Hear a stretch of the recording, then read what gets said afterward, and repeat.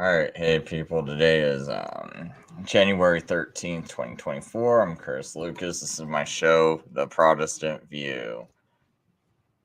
Today I just kind of want to go over a few things I've been kind of reading through. I'm not really even sure what I'm going to do with this show, to be honest. Let me share screen because I do have some things I want to go over with a bunch of new subscribers because it seems like I got about 100 new subscribers in the past week or so. So I do want to just kind of like touch up on a little bit about what my channel is. So basically, if you're looking through my channel, you're a brand new subscriber. Okay, because some people are coming to my channel for like Daniel 70 week stuff. And I do have a few playlists set up on YouTube. I'm not sure how these other platforms I'm streaming to, they don't have a very good way of organizing everything, so I'm sorry.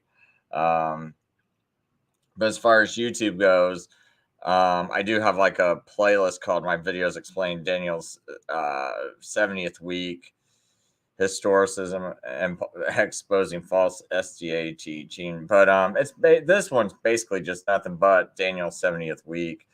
And if you go to Rapture Deceptions, I do a slow walkthrough of Daniel 9. Not a complete walkthrough, but you'll get the general gist of why saying it's about a future Antichrist is just a bunch of nonsense. And then I got this Daniel 9 debate I did with a futurist. Now, I'm not a futurist, I'm a historicist.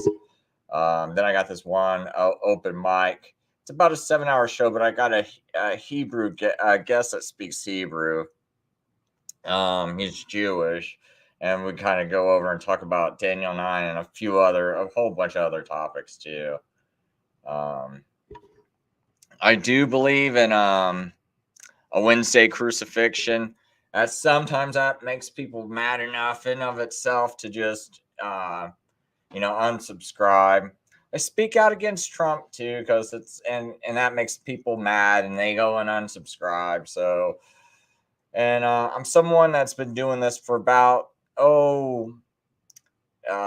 almost 18 years now, doing these sorts of truther streams, and it's just recently within the past 3 years that I've started doing more biblical teachings, and it's not like I really feel equipped to, but it's just I think most churches are in such great deception, and I have no idea why this Daniel 70th week was ever taught to me or anyone else in any church as being about a future Antichrist. It makes no sense to me whatsoever. It's so obvious. I don't know why anyone would allow it in a seminary school. I don't know how someone can come out of seminary and believe this, or how someone could actually read the Bible a few times, do proper exegesis, and go, oh, there's an Antichrist in here, right? So I don't get none of this stuff.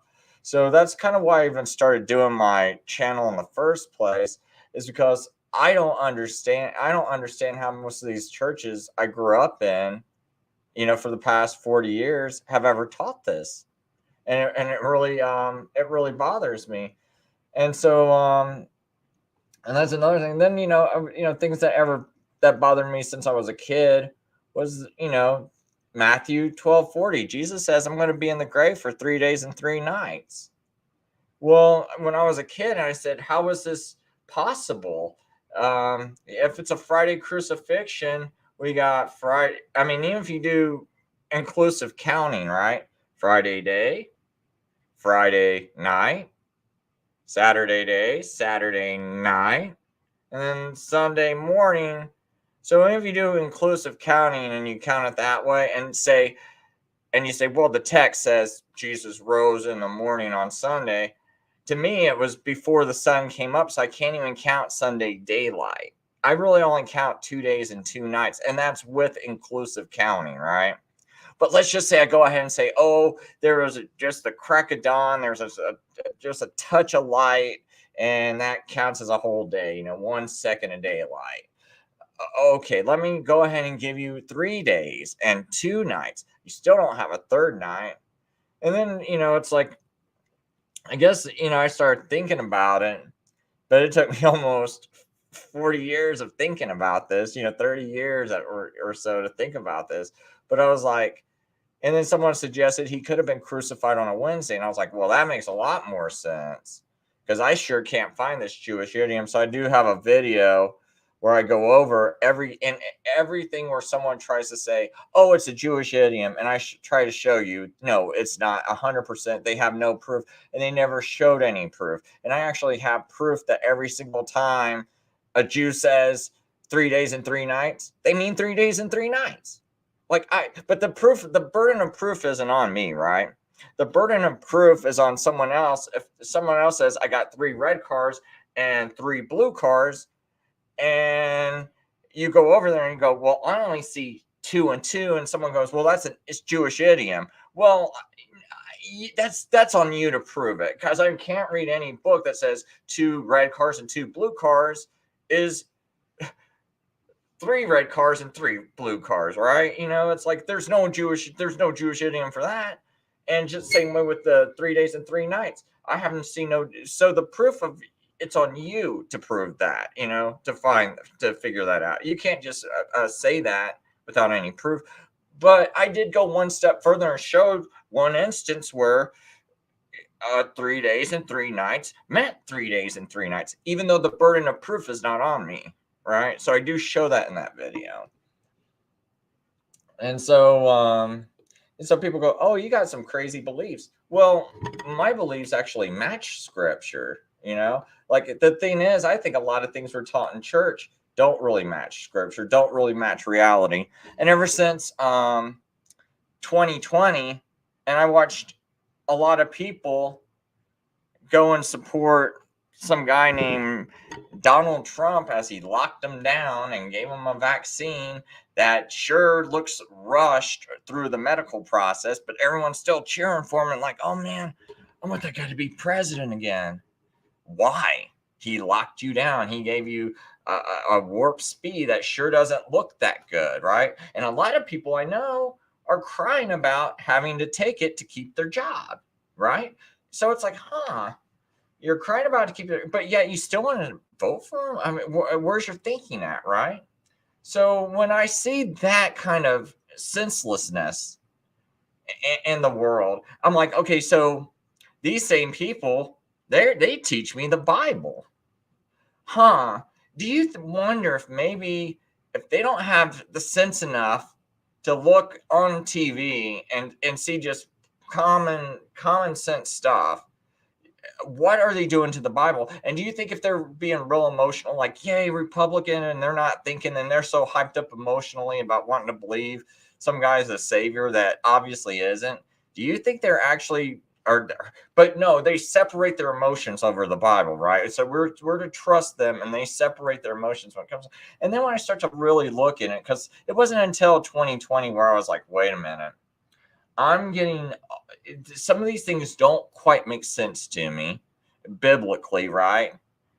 And I'm looking at all these churches shutting down for the lockdown and just going along with this instead of like, no, I'm going to just stay open and all this other stuff. And you see, and none of them are protesting, Trump. None of them say got a bad word to say about him hardly. And I'm like, wait a minute, I've always seen all this messed up stuff. So I'm going to start looking into all these teachings,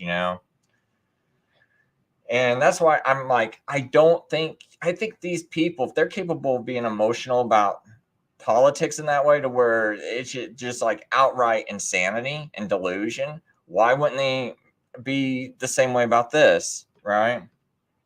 So, so some of the things I wrote recently. Well, one thing I want to do is I did have a few guests on my show recently, 2 back to back, and they do not hold the eschatological views I hold or views of the Bible I hold. I had a futurist on named Underground Publishing last week, and I had a guy that's more full preterist on last night, right?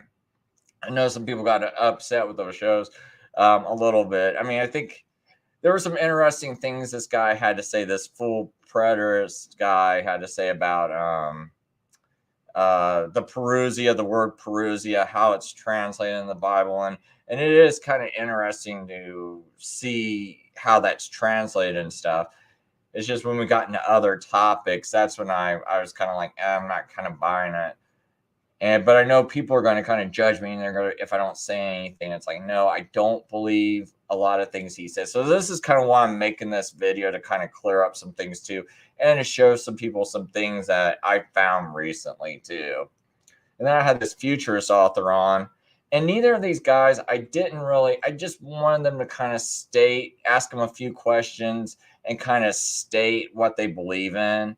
But just because I let them talk a lot doesn't mean I agree with them, right? It's like, just because I didn't push back on them a lot. But I think, like, especially this futurist guy, I didn't agree with a lot of things he said. I thought it was very flimsy. And I'll probably get into that later on in the video, but I just want to make sure people are real clear on this. Like, I don't agree with either of these guys I had on. In fact, I don't know if I've had any guests on that I really agree with, but I definitely don't share these views. And I definitely don't feel like this guy who thinks the 70th week's about the Antichrist made a good case at all. Like, I don't think anything, really was that strong. So let me just kind of get to some things I wanted to share.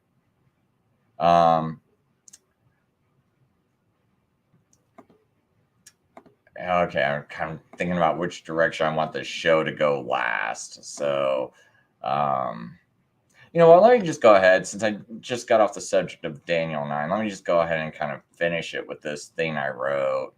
A lot of people don't read my community post on a lot of these different platforms. YouTube's not the only place I go. It's Facebook, Rumble, Odyssey, a few others. So anyway, this in Daniel 9:27, you got this word called, where it says confirm a covenant in Hebrew in Daniel 9:27. I want people to be aware, and I'm going to just kind of bring that up real quick. This is just a real quick point. Let's see. I'll just go ahead and use the Geneva version. But a real quick point, because a lot of people think this is about a future Antichrist, right? Daniel 9:27. This is the whole verse right here where you get your 7 years of tribulation. And they say this, he right here is Antichrist. And he shall confirm a covenant with many for 1 week. And in the midst of the week, he shall cause the sacrifice and oblation to cease. The one thing I want people to focus on is this word confirm. Because a lot of people will say, well, the Antichrist is going to make a treaty with Israel, and then he's going to break it in the middle of the week. And that's when the rapture is going to happen. Or some people believe in a post-tribulation rapture. So that it's just like, they just believe the Antichrist is going to make a treaty with Israel for 1 week, and then he's going to break it in the middle of the week, and then you're going to have all this tribulation for 3.5 years, and then at the end of the 3.5 years, there's a rapture. So they got these kinds of thoughts, right? And some people believe before this is even done, you get raptured, and then all this happens, right? But the thing about this post I want people to understand is, like, this Hebrew word for confirm is gabar, which means to be strong, to prevail, make firm. It does not mean to make, create, or establish. So the thing about that is, it's like people say that Antichrist is going to create a covenant with the Jews or make a covenant. Well, that's not what that Hebrew word means. The word implies that the covenant that the Messiah confirms is already in existence, and that he strengthens it or makes it more effective. This is consistent with the idea that the covenant that the Messiah confirms is the covenant that God made with Abraham, Isaac, and Jacob, and that he renewed with Moses and David, and that he promised to make new with Jeremiah and Ezekiel. This covenant is based on God's grace and faithfulness. It involves his promises of blessing land, offspring to his people, as well as his requirements of obedience, loyalty, and love for his people. This covenant is also related to the salvation of the world, as God promised to bless all the nations through Abraham's seed. The word confirm in Daniel 9:27 is also used in other places in the Old Testament, where it clearly means to make firm or to fulfill an existing covenant rather than to create a new one. For example, in Exodus 17:16, Moses says, "The Lord has sworn, the Lord will have war with Amalek, and from generation to generation." The word sworn is the same as the word confirm in Daniel 9:27. It means that God confirmed his covenant with Israel that he made at Sinai by declaring his judgment on their enemies, the Amalekites. Another example is 1 Kings 8:15, where Solomon says, "Praise be to the Lord, the God of Israel, who with his own hand has fulfilled what he has promised with his own mouth to my father David." The word fulfilled is the same as the word confirm in Daniel 9:27, and it means that God confirmed his covenant with David, which he made at Zion, by establishing his son Solomon on the throne and by building the temple. Therefore, the word confirm in Daniel 9:27 does not imply that the Messiah creates a new covenant, but rather that he makes a firm or fulfills an existing covenant. The word confirm in Daniel 9:27 is also consistent with the New Testament, which shows that Messiah Jesus confirmed the covenant that God made with his people by fulfilling the law and the prophets by inaugurating the new covenant in his blood by bringing salvation and forgiveness to all who believe in him. For example, in Matthew 5:17, Jesus says, "Do not think that I've come to abolish the law or the prophets. I have not come to abolish them, but to fulfill them."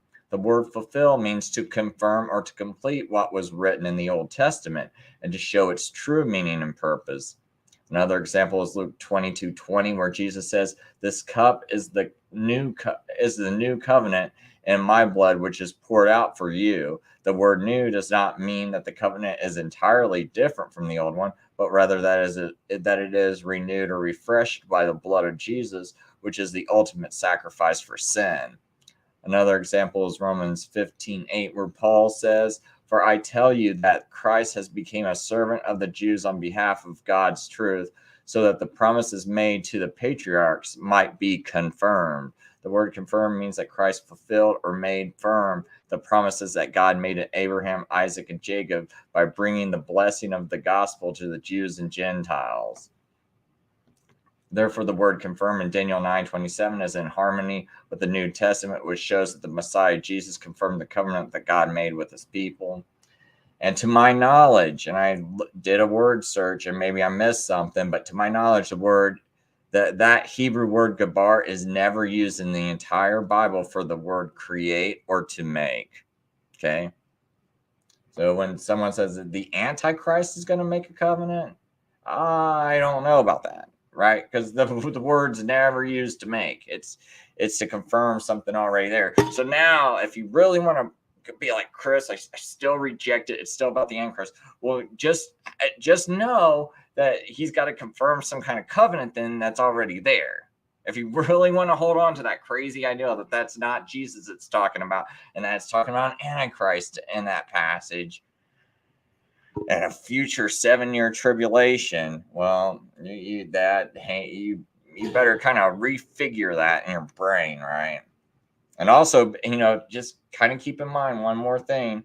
What if this Antichrist, what if this Daniel 9:27 is not about the Antichrist, and it really is about Jesus, but you keep waiting around for someone to make a 7-year covenant, and all he's got to do is make an 8-year covenant or no covenant, and he's got you all fooled, right? Oh, you wouldn't even know he's Antichrist. You can't know. Not according to your theology. So one point when I had one of my guests on, the futurist Aaron from Underground Publishing, he was saying that I have no proof for Tiberius's reign starting as early as 27 AD, right? And actually, I didn't get to read this because he was kind of like just blazing on through. But I want to show people that there is proof for a 31 AD crucifixion. You were saying you don't have that proof because there's no proof type. You can count the reign of Tiberius, his 15th year in 27 AD. So right here's your proof. They know the coins of Thesaurus, Moral. Oh, I can't even pronounce his name. Morally honest date to 12 AD based on the historical and numismatic, which means like currency, sources that indicate that Tiberius shared the power and the title of Caesar with Augustus for 2 years from 12 AD to 14 AD, therefore becoming the sole ruler after Augustus's death. Some of these sources are, so I have the sources too. The coins of Thesaurus, which are a collection of ancient coins that were found in a hoard in Italy in the 18th century. These coins include some rare issues of Tiberius with the inscription, and I can't really read this, whatever this is, which means Tiberius Caesar, son of Augustus, imperator for the 5th time. These coins date to 12 AD, and they show that Tiberius had already received the title of Caesar and the power of imperator from Augustus while Augustus was still alive. So we also have the Res Gestae Divi Augustae, which is a monumental inscription that records the achievements of Augustus. It was composed by Augustus himself shortly before his death and was displayed in various locations throughout the Roman Empire. This inscription, Augustus mentions that he transferred the republic to the rule of the Senate and the people of Rome, and that he shared his tribunician power with Tiberius for 2 years from 12 AD to 14 AD. These are some of the best pieces of evidence besides the Bible that 12 AD is the proper date for the 15th year of Tiberius. Therefore, you cannot say my dates don't match up because the 15th year of Tiberius was in 29 AD, not 27 AD, because that's what a lot of these people are saying. They go, oh, Chris, your dates don't match up because the 15th year of Tiberius was in 29 AD, not 27 AD. But no one can say that because right here we see that I got proof that it can be argued. Now, I'm not saying 100,000% definitive proof, but at least admit I can argue that the 15th of the year of Tiberius, it's not the craziest thing to say that it's 27 AD, right? So it's not like I'm just sitting here, absolutely no proof like some have accused, and not my guest, but others have accused me of recently. I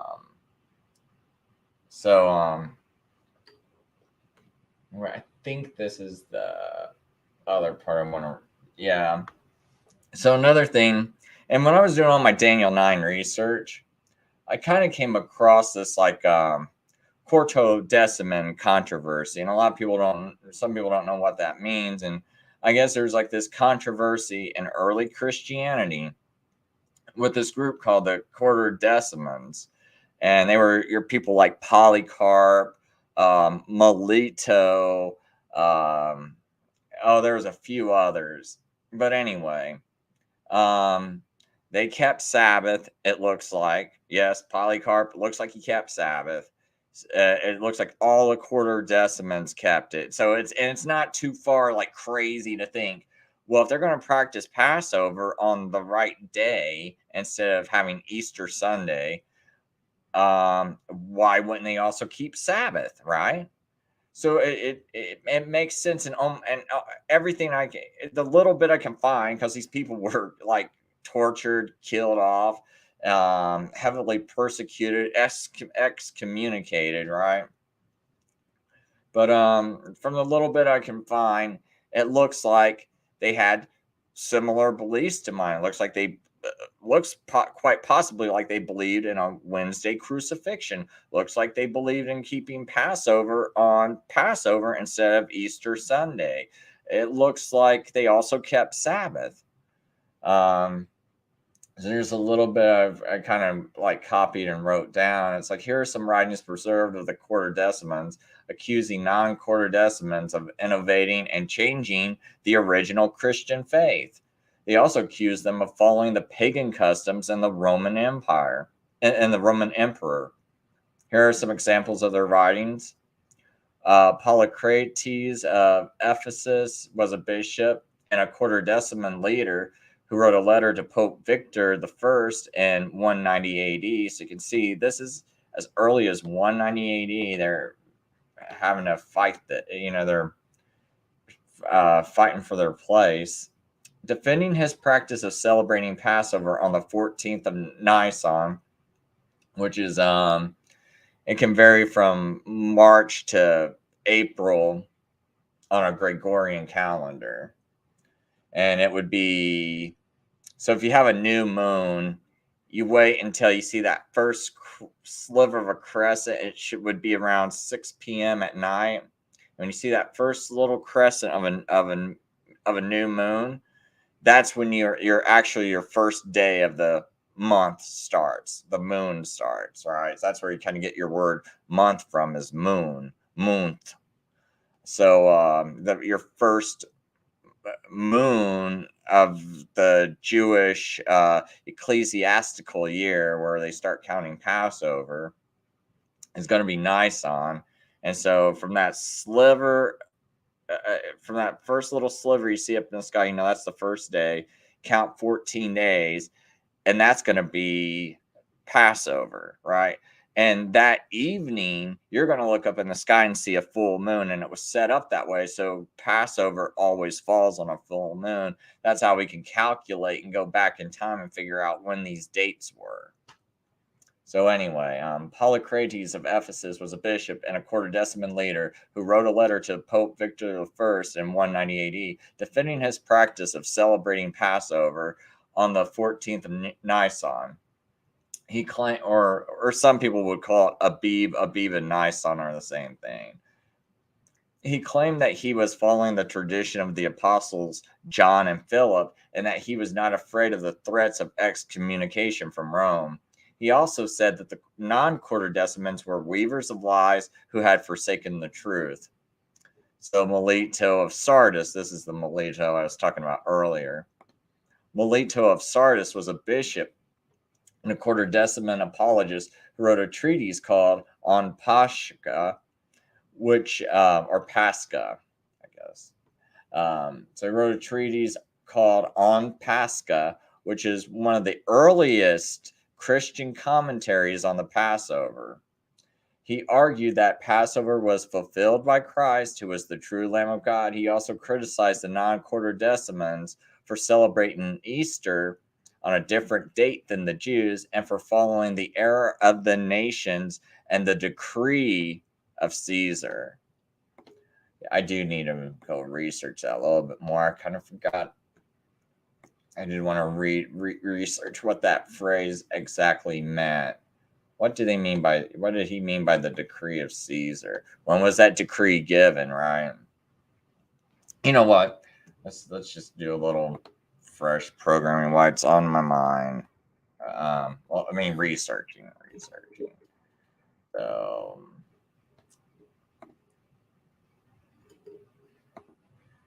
see if it'll pop up. Oh man, now the whole thing is just kind of freezing.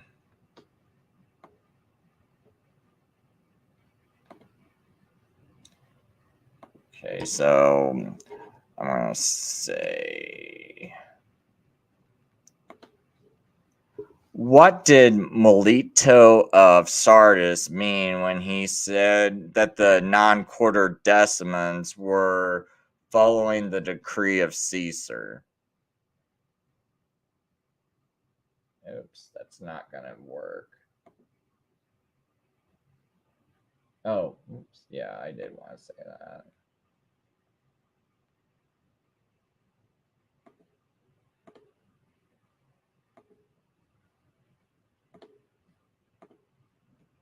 see what happens.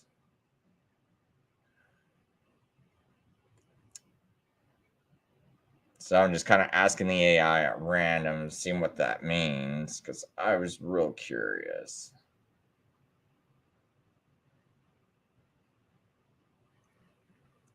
So I can blow it up anymore. I hate that, man. For some reason, when I enlarge it, oh gosh.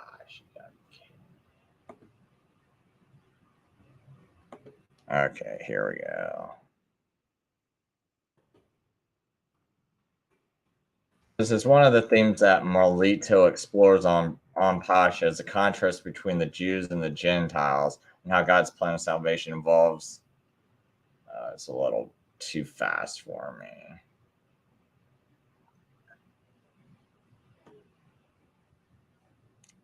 to read. Sorry, man. I hate that. I don't know why I just can't enlarge the screen like normal and not have it do that. So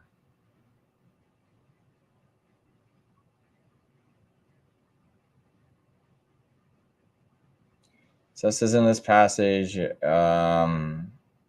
Melito identifies Jesus as the one who created and sustains all things, who fulfills the prophecies of the Old Testament, suffered and died on the cross, and rose from the dead and ascended to heaven.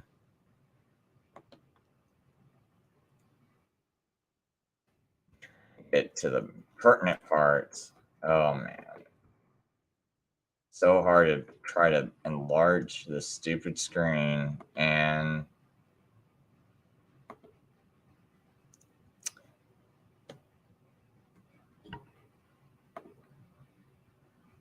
yeah, I don't know why it's jumping around. I'm sorry. I'm gonna have to just keep it small. But anyway, it says the phrase non-Quartodecimal hands is a reference to the Roman soldiers who crucified Jesus. Melito uses the term to emphasize the irony that the Gentiles were considered barbaric and ignorant by the Jews, were the ones who carried out the will of God, while the Jews were supposed to be the chosen people of God, were the ones that were opposed to it. The term non-Quartodecimal. Oh, I think it got it wrong, man. Because I want to know what he meant by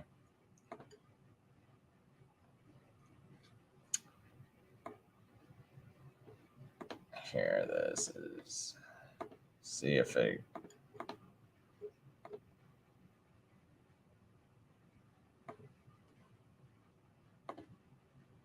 I want to know what Melito meant by this phrase.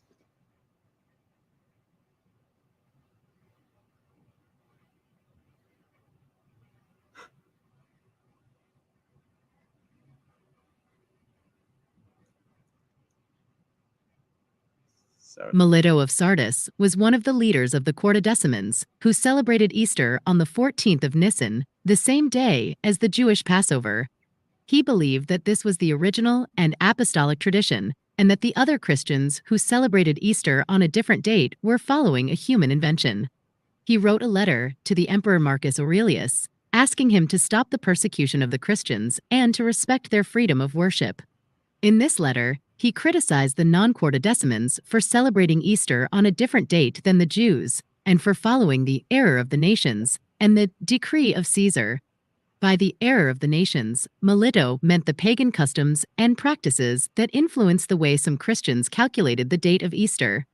He accused them of adopting the solar calendar of the Romans instead of the lunar calendar of the Jews, and of following the cycles of the sun and the moon instead of the Word of God.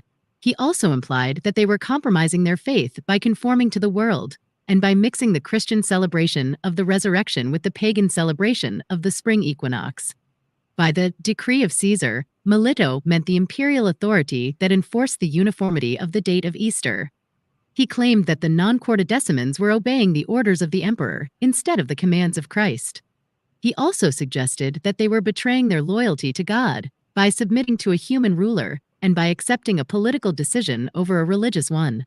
Melito's purpose in using this phrase was to defend the Quartodeciman practice of celebrating Easter on the 14th of Nisan, and to challenge the non-Quartodeciman practice of celebrating Easter on a different date. He wanted to show that the Quartodecimans were faithful to the original and apostolic tradition, and that the non-Quartodecimans were deviating from it. He also wanted to show that the Quartodecimans were loyal to God, and that the non-Quartodecimans were loyal to Caesar. He wanted to persuade the emperor to respect the diversity of the Christian communities, and to allow them to celebrate Easter according to their own conscience. And what year did this all happen in? I hope you can hear the computer reply.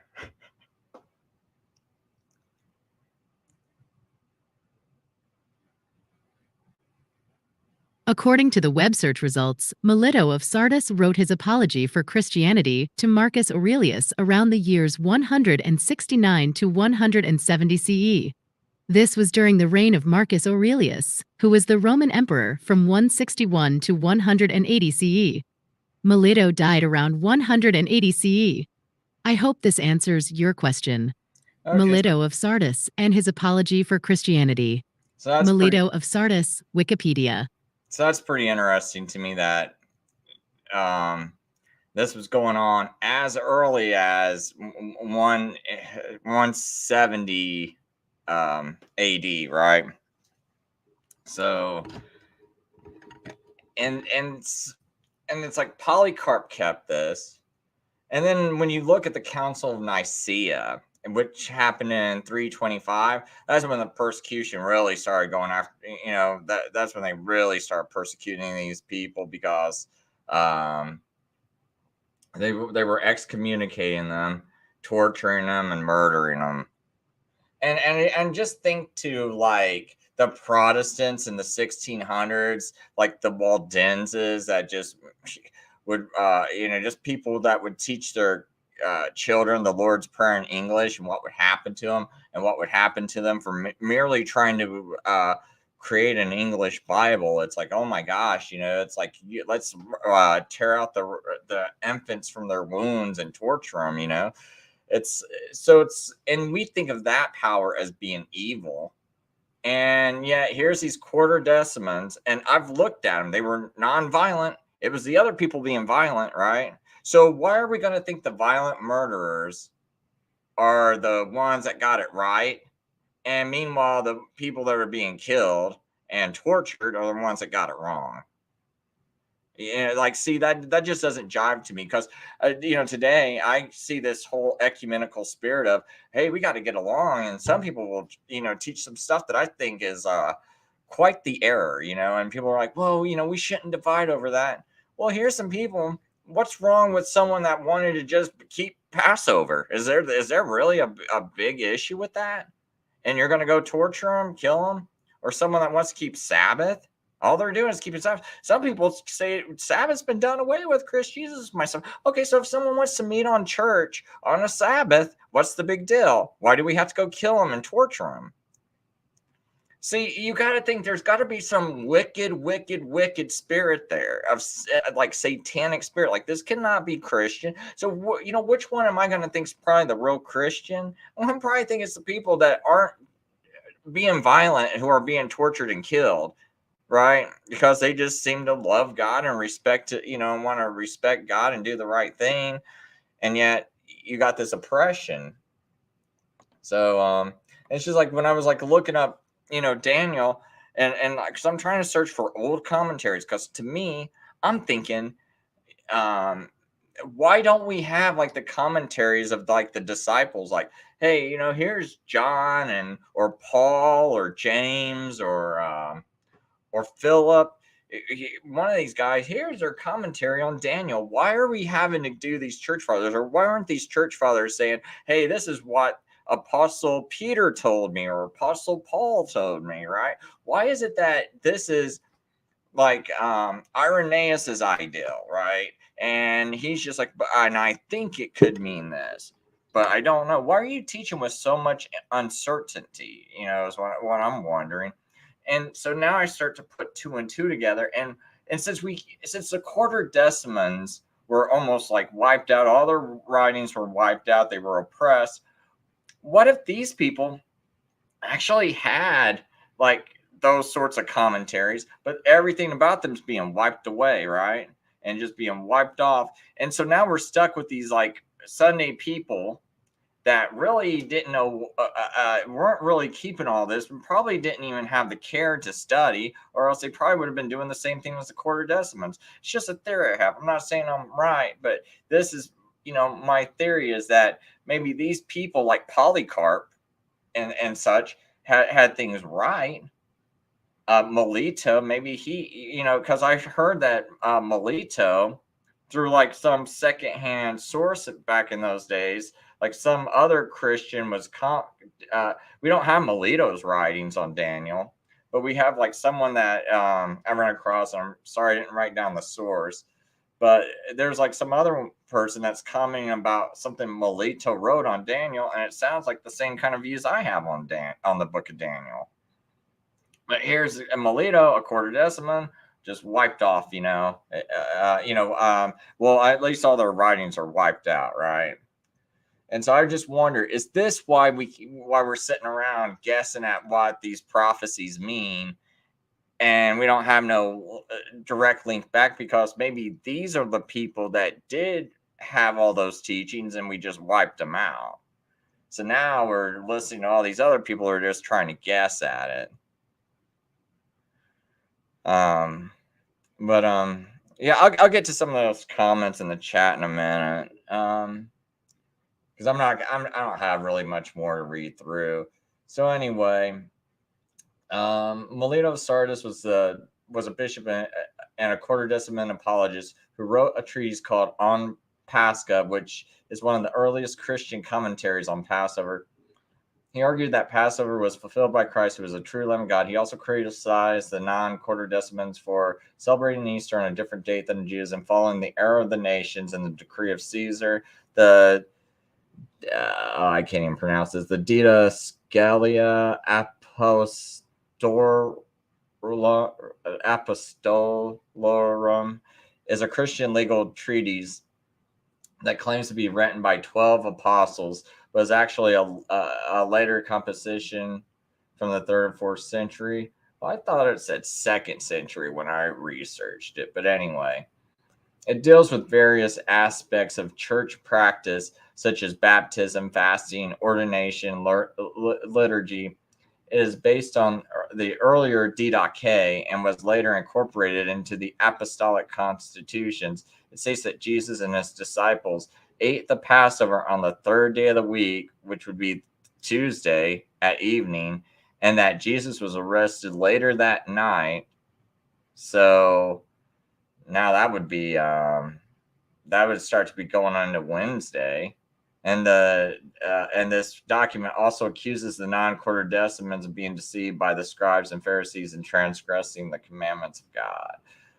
But see, the interesting thing about this is this document. Well, if Jesus and his disciples ate Passover on Tuesday, and Jesus was arrested later that night, so that would be Wednesday, because that's when the Jews' day starts. It's the 4th day of the week would start on Wednesday. Wow, that would kind of tie into me believing in a Wednesday crucifixion. So there is some early Christian proof, but it probably just all got destroyed when they destroyed the Quartodecimans. That's what I think. And I got like a little bit more. I said the Quartodecimans were excommunicated, exiled, tortured, or killed for their beliefs and practices. Their writings have been pretty much wiped from existence. Sort of reminds you of groups like the Waldenses, who rejected some of the Catholic doctrines and sacraments, such as the papal authority and the indulgences, the purgatory, and the prayers for dead. They also translated and studied their Bible in their own language and preached without the permission of the church. The Waldenses were condemned and hunted by the Catholic Church and secular authorities, who tried to exterminate them by various means, such as crusades, inquisitions, massacres, and expulsions. So it's kind of like almost the same as the Quartodecimans, and then I found this group, and this is I guess they're related to the Waldenses. It's called the InSabbatani, and they were called the Vaduos, or the poor of I don't know how you pronounce that word, the Valduos, or anyway, the poor of Lyon, or simply Christians. They originated in the 12th century, either from a rich merchant named Peter Waldo, or from an earlier group of Christians that lived in the Alpine valleys. I think it's probably from an earlier group before even Waldo, in my opinion, but they shared teachings of the Bible in the common language of the people, insisted on the Bible as their only rule of doctrine in life. They rejected the doctrine of purgatory, the Mass, the use of holy water, ashes, candles, kissing of relics, and the celebration of papal festivals. They were persecuted by the Catholic Church as heretics, fled to various regions of Europe, spreading their biblical teachings. They were considered precursors of the Protestant Reformation by some historians. It seems that they may have also kept the yearly Passover, commemorated the death of Christ on the 14th of Nisan, the day of the Jewish Passover, like the Quartodecimans, and they still exist in a small part of Italy, I think. Or they're a small group that's still in existence in Italy. I think that might be most of what I wanted to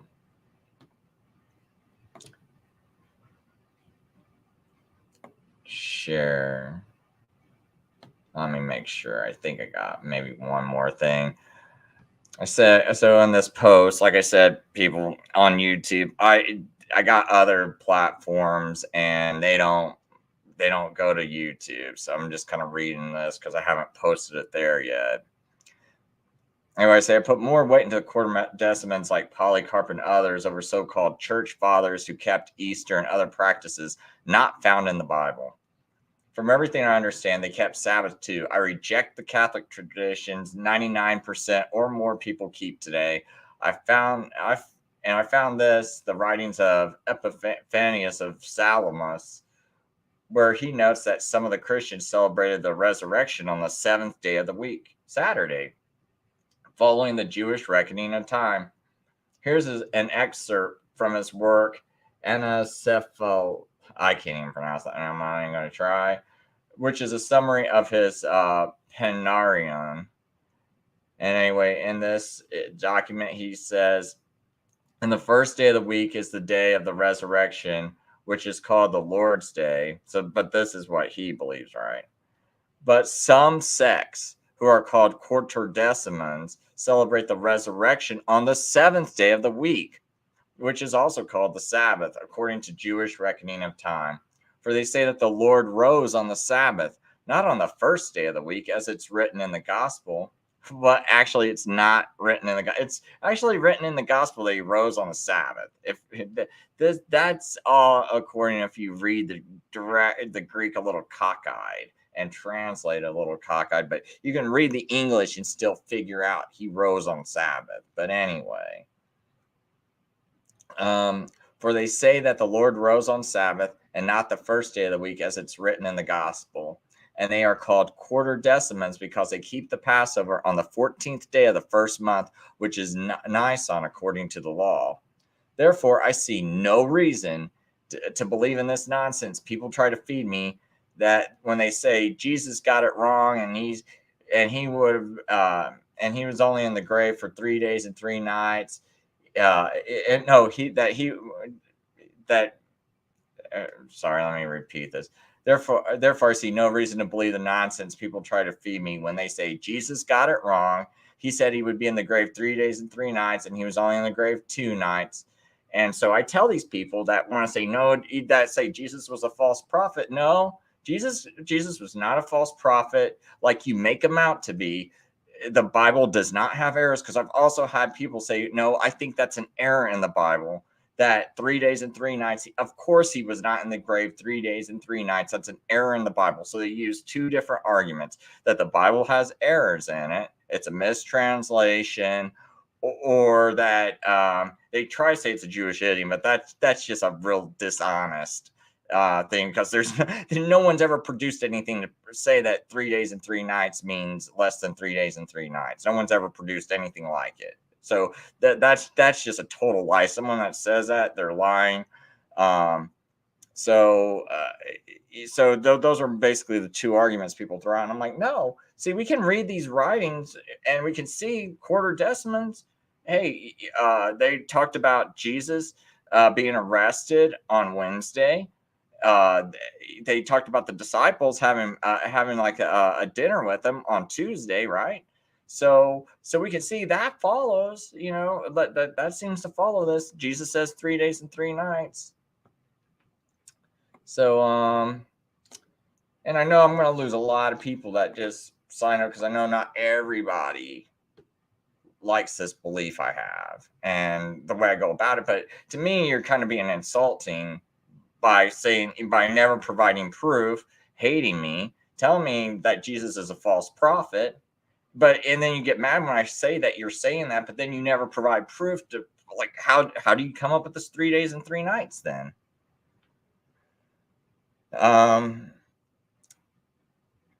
These sects that the Psalmist is referring to actually got it right. The things the Quartodecimans observe are found in the Bible, and we see the early believers observing these things in the Bible. We do not see the Catholic traditions like Easter Sunday in the Bible being celebrated. You never, ever, ever see one passage about Easter Sunday in the Bible. Keep that in mind. Like, the things I'm doing, I can actually point to Bible passages. The things you guys do when you celebrate Easter Sunday, you got to point to so-called church fathers that went and were murdering people, or at least like not really making too much fuss about it, right? Like, okay, so the government authorities is doing it, but you're not really making much of a fuss about it, right? But everything I'm doing, it's in the Bible. We saw Jesus keeping the Sabbath. I keep Sabbath, right? Jesus kept Sabbath. Paul, he went and preached, and he told the Gentiles 85 times to come here and preach on the Sabbath. Jews and Gentiles alike, come back. That's in Acts. So I can see the things I believe in. I can't see that. I over about 100 times, and you see him keeping the Sabbath over 100 times in the New Testament. And what are they doing Sunday? Like twice? And you guys are saying like, this one time, it looks like a late night on a Sabbath, that one of those times are meeting together. And since, evening starts the first day of the week, and then the other time they're taking up an offering, like you say, taking up an offering, try to say that's the Sunday offering that they're taking up. And I don't really buy that one, to be honest. It's like, just real flimsy proof, when it comes to that. So, I mean, that's it. I've probably lost about 20 of my 100 subscribers I just got these past weeks, just off this video alone, what I just said. So I could zoom into, see, I did have this on my thumbnail, and it said, basically, I'll just kind of read around this little circle. And it says, Paul taught the church at Corinth to observe the Sabbath, 1 Corinthians 16. Thessalonian church was taught by Paul on the Sabbath days, Acts 17, 1 through 4. Philippians observed the Sabbath, Acts 16, 12 through 15. Synagogues where early Gentiles were gathered to worship, Acts 13, 42, 15, 21, and Acts 20, verse 1. Paul observed the Sabbath feast in Gentile churches. 3,000 Jewish believers were added to Pentecost on Acts 2. Well, I don't know about that, what that factors into there. But those first ones I read off.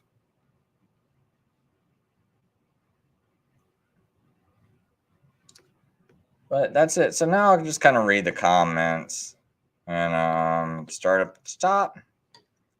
So he under development team says, I have a problem. I can't understand how our modern pope came to be. Oh, well, I can't either. I mean, I guess it's he definitely didn't start with Peter, did he? Right?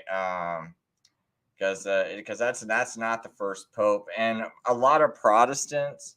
I'll show you something real quick because this is like there's actually older text, but the one I can think of off the top of my mind is Antichrist on Trial.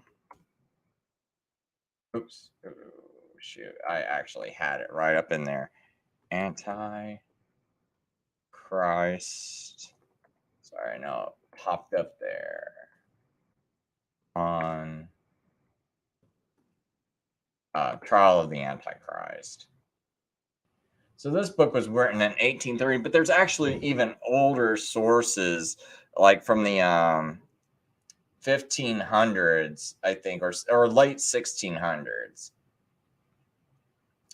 And in one of these, if I can find it, let's see here, 606, if this even works. Okay, so the preface of this book called Trial of the Antichrist, it says the indictment. So what this is kind of like a mock court case. It would be like, what if I brought the office of the Pope and it had to stand trial, right? So that means everything all the popes did, like because they call the office of the office of Pope itself Antichrist, right? So that's what it means by the trial of the Antichrist. So it says the indictment goes as far back as the year 606, when he was first acknowledged as the universal bishop, and some of the principal circumstances in history from that time to the present are brought forward to support the charge. The form of a state trial is almost as if not altogether constantly attended to, and such legal phrases used as to keep up the ideal of a court of justice. The Pope being acknowledged by Catholics as the head of the church and supposed to always exist, he is arraigned as such by various names, so that when one dies, it is only supposed that he changed his name. All right, because you got Pope Leo, Pope Francis, Pope Boniface. So, like when one dies, it is only supposed that he basically changes his name. The witness, of course, are always considered to be alive, and the martyrs who were burnt to ashes or otherwise put to death are supposed to be delivered. It is designed to be an abridgment of ecclesiastical history from upwards of 1,200 years to confirm the testimony of Scripture. So that's what this whole book's about, right?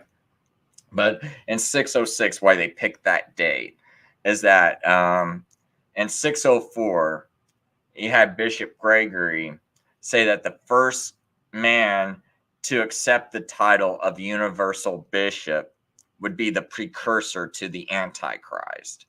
So around 606 AD, Pope Boniface III was accepted that title, and from then on, we have like a pretty straight line of Antichrist, in my opinion. And this is where the Protestant, some early people, they were, when they did the days for years in Revelation, they said, maybe this is symbolic language, and the 1260 is 1260 years. So they would add that to 606 AD, and they would get 1866. And now none of them said, oh, it's definitely going to happen, man. Like, they weren't people like that. They were just like, hey, if what I'm theorizing might be true. And so these people said it like 400 years before, like before 1866, right? So it's not like they were sitting there like Ellen White, thinking it's going to happen in her lifetime, and these other false prophets. They said it, like way in advance, and that's just speculation. But you wound up seeing in 1866 the Rome losing all of its papal states, right? So it's kind of weird. I don't think it really fits Revelation, but it is interesting how, but Anyway, so that's where they say Antichrist first started. I think it was starting to work much earlier, all the way back in probably like even like 100 AD. I think there was what I think happened was you had some of these people that were accepting a title like universal bishop, and then others were arguing that you shouldn't have a title like that, and they were trying to establish such a thing, but it didn't seem like such a thing got established until around 606 with Pope Boniface. And some might say, 800 AD, since that's when you had, I think it was Pope Leo, and he crowned Charlemagne on December, was it December 25th, I think, that that like the basically crowned Charlemagne as like the emperor of the Roman Empire, something like that. So I could see someone making an argument maybe that's when it starts, is in 800 AD on December 25th. But early on, I think it looked like they didn't have like they had a papacy, but it was like fighting to be established. And then some Protestants said they always said what was it? The restrainer was actually the Roman Empire. And it said, so in Thessalonians, when it says that man of sin will not be revealed until the restrainer is removed out of the way, supposedly these Christians were praying for the Roman Emperor because they thought once the Roman Empire fell, that then the man of sin was going to be revealed, the Antichrist, right? So, and I'm not saying this stuff is 100% right. I'm just saying this is what they were thinking, right? This is like some writings that I've been reading and what they were thinking, right?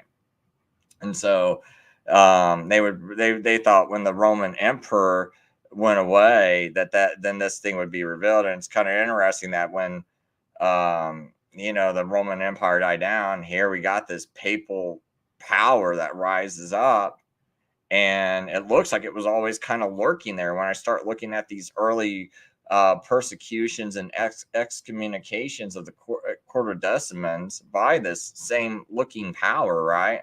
It looks like it was trying to work its way there, and it was just waiting and waiting until it finally could get that chance. And so that's kind of when, that's how I think it came about. But this is just me, just kind of doing some real like rough research.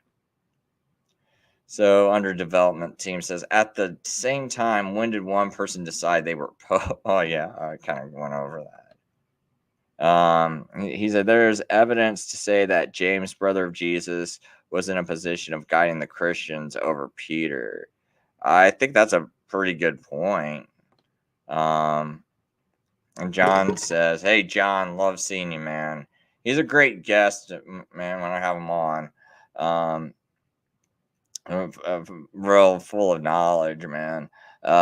Anyway, he says the term pope comes from the Greek of papas, meaning father. It was used as a term for a bishop and was subsequently adopted by Rome and used as a term for bishop or head pastor. Okay, so I think Crazy Joe's commenting earlier about Daniel 9:27, where he says if it was a reference to Christ, the he would be a capital he. It is a reference to Christ, but depending on the translator and what kind of belief they have when they're translating the passage, they'll translate it wrong. Because I'm not going to get too sidetracked on it, because I know some people are burned out on me talking about this, but Daniel 9:27, if we use the Young's literal translation, Young's literal translation, and I don't even know if Young held my belief system. I don't think he capitalizes the he, but I'll show you something else interesting now. Okay, so he doesn't capitalize the he, but when you look at this translation, you get down here to verse 25, and it says, And thou dost know, and thou dost consider wisely that from the going forth of the word to restore and build Jerusalem until Messiah the leader, or, a lot of translations will say Messiah the prince, is 62 weeks, and the broad place has been built again, and a rampart even in the distress of times. And just keep in mind, the only two people that's been mentioned in this whole thing is the Jews, and now we have Messiah the leader being mentioned. We only have two groups of people being mentioned in this whole thing. And after 62 weeks is Messiah cut off, and the city and the holy place are not his, and the leader who is to come doth destroy the people. See, he capitalizes leader. So we got up here, Messiah the leader in verse 25. Now in verse 26, cut off his Messiah, and the city and the holy place are not his. But see, look, it didn't capitalize his. Shouldn't be his be capitalized? So you can't really just think, oh, well, it's not capitalized, so it must not be talking about him. Well, what else would it be talking about in this verse? Cut off his Messiah, and the city and the holy place are not his. Of course it's talking about Messiah, but they're not real consistent in what they capitalize and what they don't capitalize. The leader who is to come hath destroyed the people, hath come, doth destroy the people, and its end is with a flood, until its end is war, determined are the desolations. And he shall strengthen a covenant with many for 1 week. Well, strengthened is the proper Hebrew word for gabar, right? Because gabar does not mean make, it does not mean create. So you can't say, oh, the Antichrist is going to make a treaty or create a treaty. No. This word gabar, it's transliterated as Gabar, but that word in Hebrew, it does not mean to make or create. And you can look through the whole Old Testament text and go look through all the Hebrew. Show me one time that word ever means makes or creates, right? And so you have in your eschatology that this Antichrist is going to make a covenant, create a covenant. No, he's going to, if anything, he can only strengthen an existing covenant with many for 1 week. But see, what I'm thinking is, it sounds like when you're looking at the entirety of this whole thing, this covenant's only referring to like God's covenant with his people. And now he's going to strengthen that same covenant with many for 1 week. And in the midst of the week, it's going to cause sacrifice and oblation or present to cease, to end. Well, we know Jesus did that with his blood, right? So it's just, to me, that's just pretty natural. And right here, for some people might not have caught the show last night. We went over this, but I don't want people to have to watch a whole 4-hour show to find this. But on the wing of abominations, this word right here, it's one is making desolate, or you don't even have to have one being even translated into the text at all. It's just like, and on the wing of abominations is making desolate, even until the consummation. That which is determined is poured out upon the desolate one. And remember when Jesus says, your house is left desolate, right? To the Jews. So that's probably in a reference to that same thing Jesus is quoting. Your house is left desolate. To me, this is a prophecy about Messiah, because, like I said, you can't have him dying in the middle of a 2,000-year gap, because if he dies in the 2,000-year gap of time, you can't apply any of the 70 weeks to this stuff up here about, bringing everlasting righteousness, seal up the vision and prophecy, to anoint the most holies, to shut up the transgressions, so to seal up transgressions, to make an end of sin. I don't see how. So if that wasn't done in the 69 weeks, how could that be done in the 69 weeks? It can't, because Messiah's cut off after the 69, right? So now, if the futurist, if you say the 70th week is future, well, now Messiah's cut off in the 2,000-year gap. So the 2,000-year gap cannot apply to this up here, because it says 70 weeks are determined. So now he's outside. His crucifixion happens outside of the 70 weeks, so it can't apply to here. So then now you got this last week. So how's this last week? How's the Antichrist? So the Antichrist is going to make everlasting righteousness. He's going to anoint the most holy. He's going to shut up the transgression. I mean, I see that it's just not a good read. So anyway, under development team says it seems like the Bishop of Rome got too big for his britches, and subsequent successors of that branch also kept the power to extend it. They just kept going the way of Darth Sidious.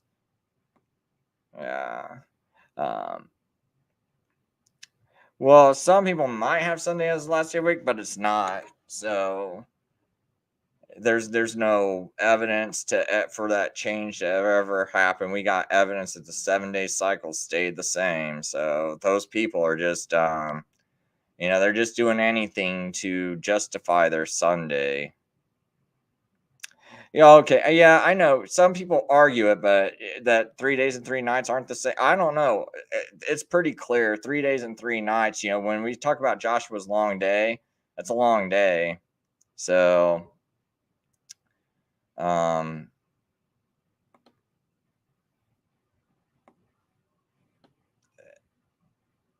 no, it's not an idiom. Dude, you please show me any proof that 3 days and 3 nights is an idiom.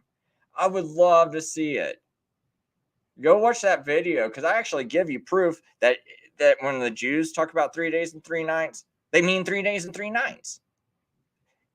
You can't, no one's ever produced proof of this. No, I mean, you produce that video, you make a short video, I'll even play it, promote your channel, play it, and I tell you what, it would get a lot of viewers. I mean, if it makes any sense, because I know there's a lot of people that are just grit their teeth at that video I made on Matthew 12:40, where I show all that proof, because they're just sitting there and it's like, I know I'm going to believe this no matter what, and I'm so wrong, I'm so mad, I'm going to unsubscribe. They just get so mad, but they can't. But it's like, I'm like, dude, it's not like I'm sitting here wanting to live in error, teach error. It's just that I've given you guys 40 years of my life, right? As I'm walking through churches and stuff, show me proof.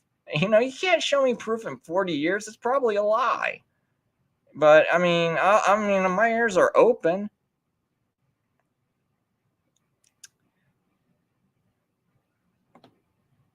Yeah, yeah, I don't believe Christmas is a Christian tradition. I don't believe that at all. Yeah, hey, Mark, I'll tell you what, I'll let you join the show, man. I don't know how late I'm going to keep this show going, but Mark, you want to join the show? You can join the show. I'll throw that out there all for you, man. The link. There we go, Mark. You join the show. Anyone else, I'm not going to let you on the show, because I really want to keep a fairly quick show. I don't know.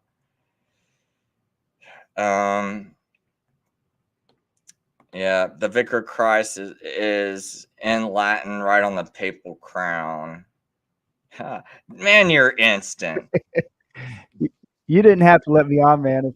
I'll be off as soon as you're off. No, I had a real long show last night, so it's like, if I have a real long show last night, it's like, yeah, no, that's okay. I was driving home and I seen you were on, because I was getting off work, and I was like, oh my goodness, I had to run in there for a couple hours tonight, and I was like, oh man, I'm gonna try to hurry up and get home before he gets off the air.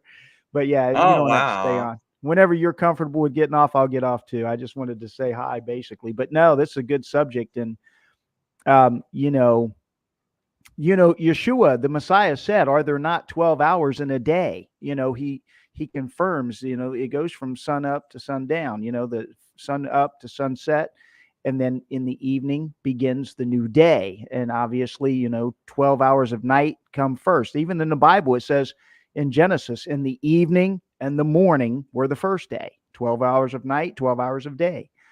And so, you have that. The only the only day of the week in the Bible that's named is Shabbat. Every other day is the first day of the week, the second day of the week, but yet the Sabbath gets a name, Shabbat. It was named by the Almighty, was crowned, and so that's a neat thing too. So I think that's interesting that you're doing Sabbath, talking about it. And Yeah, then you see Paul. Remember, Paul said, I want to see one scholar saying this. I love it, man. But go ahead. Yeah. Sorry, Mark. No, you're fine. Remember, Paul said, I must by all means be keeping the feast which is in Jerusalem. And he always went on the Sabbath and taught. He was going to the synagogues and he was teaching. Oh, Nothing man, had changed. The Messiah hadn't changed the day of the week. It was Constantine who changed it. It wasn't any of the disciples, the early disciples, and all the way up to the 4th century. You can look in Catholic Bibles, Jewish Bibles, Christian Bibles. Most of them say the early believers continued to keep Shabbat up until about the 4th century, but it was basically banned and outlawed by the Constantine and them, and there were periods of time where they forbid them to keep Sabbath, to read Hebrew scriptures, to do certain things of that nature. So yeah, I see the whole thing about undevelopment team. Like a day is divided into 12 pieces, so it's like when it's winter time, the day it's cut into 12 hours, but those hours back then they don't have watches, so it's cut into 12 pieces of daylight. So it's like and then in the summertime, your 12 hours are actually a lot longer. Well, that was the thing. It still ended up, I mean, I'd like to ask them, did the Messiah not know what a day was? Because he's the one that said it. He said, "Are there not 12 hours in a day? I must work the works of my Father while it is day, for night comes when no man can work." But he's the one that said it. I mean, I'm just saying what he said, and if you look at historically, I mean, it would make sense. I did a show too. I know you talked about it, but I did a show too called the Jonah, talked about Jonah, and the sign of Jonah, 3 days and 3 nights. And so, if you are put to death, I watched that recently. Yeah, if you go put to death on a Wednesday evening, right as the Wednesday is going into evening into that night, and then the next day you have the high Sabbath day, you got Friday in between, and then you have Saturday, Sabbath, Shabbat. If you notice, so there were 2 Sabbaths that week. It was a high Sabbath day, and then there was a weekday Sabbath. And the high Sabbath days don't have to fall on a particular day. They can fall at different times because, back in them times too, they would always look for the New Year, let's say. The New Year wasn't Rosh Hashanah. It wasn't the civil New Year like the Jews celebrate. It was in the moon of Abib, in the spring, when they would wait for the green ears of barley to come forth and ripen, and then the Sanhedrin and them would make a declaration, and then they would go out and and make this declaration that it was the beginning of the year. And it was really the Almighty determining the years, because it was his nature that determined it, so you would have to watch. Now, the thing about it is, in Genesis, it tells you that these lights in Genesis 1:14 shall be for years, for days, for seasons. It's the light. So and you got to remember, this is to Jewish believers. So when Jesus is talking to Jewish believers, so when he says 3 days and 3 nights, is he talking to Gentiles? Right. Well, here's the question too I have. What is the problem? I don't understand why people fight against the 3 day and 3 night being the explanation from Wednesday evening to Sabbath evening. I don't understand why. Like, what's the problem with that? If it makes sense. Yeah, I mean, as soon as I learned that, dude, I mean, I accepted it just like that. Like, I didn't really fight it because I'm like, because I was sitting there and I was like, for all my life, ever since I was an 8-year-old kid, I remember asking, but I thought, well, when they told me Jewish idiom, obviously this guy studied it. He must have read a book somewhere, even though he didn't have it, but he must have read it somewhere, right? You're not just telling me it's a Jewish idiom. You're not just up. No one would be dumb enough to put you up on a stage and have you preach to people and tell all of us it's a Jewish idiom and you have no proof, right? Like when I'm a kid, I'm not thinking this. I'm thinking all these adults done filtered all these people. And so the guy up on stage must be the smartest guy, must actually know what he's talking about. And now I'm like, wow, I just done talked to this professor, man, that's got like tons of books behind him. He's got all these accolades and everyone. And I talked to him and he's like, and he couldn't produce the proof. And I'm like, okay. Well, most people, I don't think most people, if you talk about Jonah being in the belly of the whale 3 days and 3 nights, most people don't contend that. Well, like, they go, okay, 3 days and 3 nights, he was in the belly of the whale. So why is there a problem if we say the Messiah was in the heart of the earth 3 days and 3 nights? It's the same. He said that's the only sign he was going to give was the sign of Jonah, that he would be, he said, just as Jonah was in the belly of the whale 3 days and 3 nights, so shall the Son of Man be. So it's 72-hour period, basically. He was put to death on, the eve before that, as the high Sabbath day was coming, and they had to hurry up and get his body down because it was a high Sabbath day coming up when they wouldn't be able to do that. Got it down. And then on where I think a lot of people get confused is the verse, a lot of times in the Bible when it says on the first, and then it's in italics, the first day of the week. If you look at it, the word day is in italics when it should say on the first of the week. And if you also look at it, when it says as the first day of the week was beginning to dawn, people automatically assume that dawn means sunrise, but dawning, it means coming into view. So if you look it up in the Greek, it means coming into view. It's just like when someone says something dawned on me, that means that's when it first comes into your view. And the day would come into view at evening in Jewish times in the first century. Among the Jews, they didn't count Jewish days as Roman days. They, at the evening, between the two evenings, Ben HaArabim would be between the two evenings, and they had 2 evenings. They would, and the Sanhedrin and them would look at when the first star comes out, and then, in between that time, they called it the Ben HaArabim, the between the 2 evenings. And so as evening would come into view, that's when they would start Shabbat, when it starts to become sunset, they start the Sabbath. And then, on the Sabbath day, as it was ending, the women, now there's one verse that says, as the sun was rising, at the rising of the sun.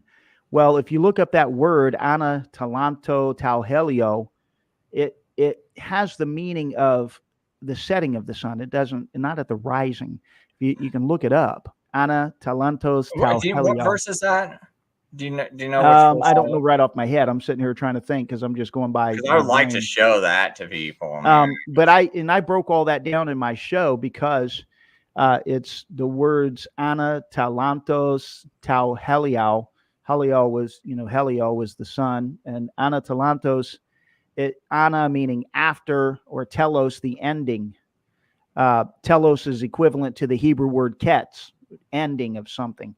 So it's at the ending of the sun. And just like it says, Miriam came to the sepulchre while it was yet dark, darkness yet being, or coming into view.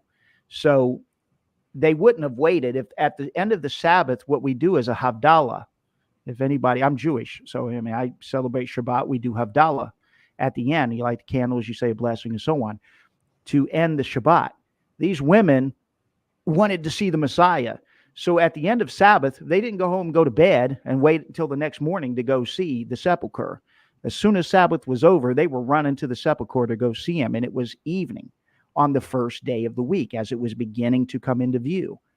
And he was gone. He rose on the Shabbat at the end of the Shabbat. So he is also Lord of the Sabbath, as he said. So it shows that he's master of the Sabbath day. And if you and I mean, I like you said, I don't know if you watched my whole show, but it was like a 2-hour show. I go through I watched it, yeah.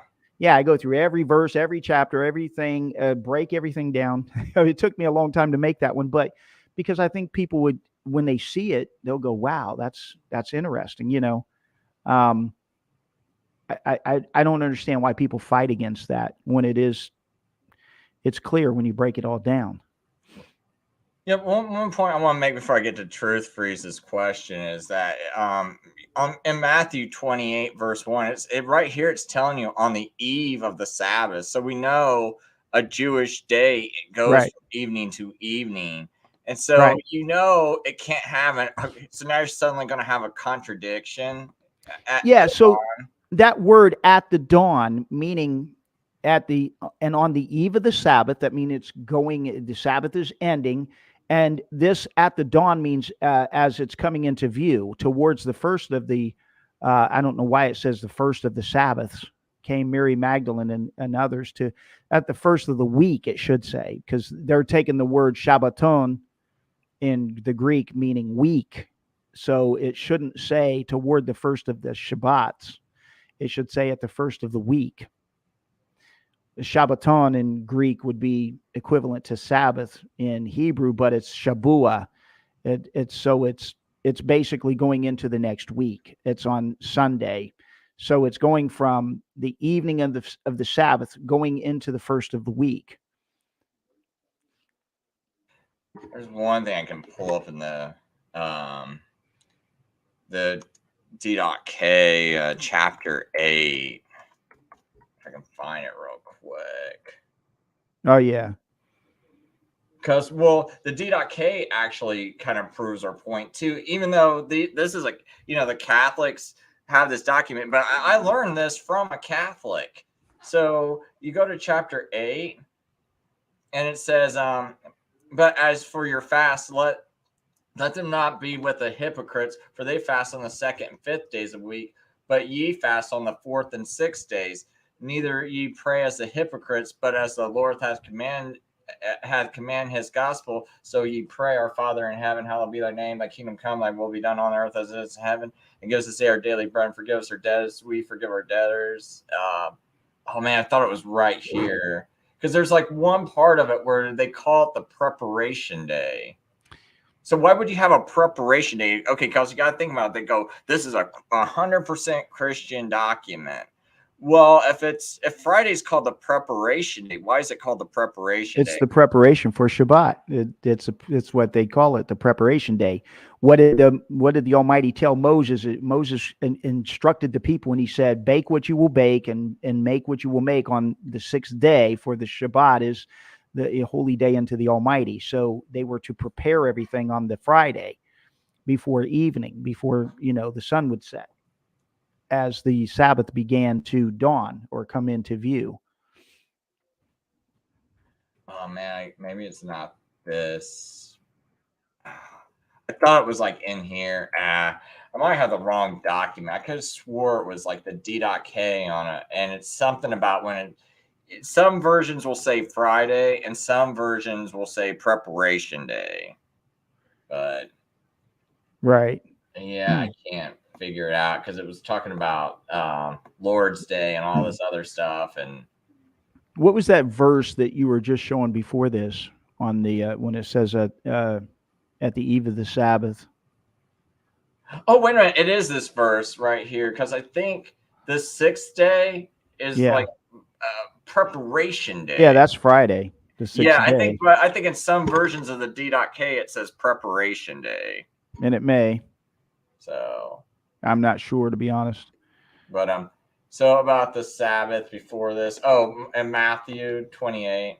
Was that? Yeah. So what does that other version say on that page on Matthew 28:1? Which other version do you want? The one you were just showing. Oh, this is Young's literal translation. Yeah, but what was the Didache version? How does it translate Matthew 28:1? Oh, it doesn't have Matthew 28:1. Is that the No, I was going to go to this to show that why would you have preparation day, right? Right. If they Right. weren't keeping the Sabbath. Oh yeah. Right. That means prepare for Sabbath, right?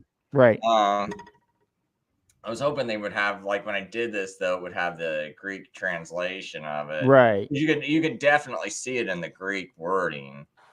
Right.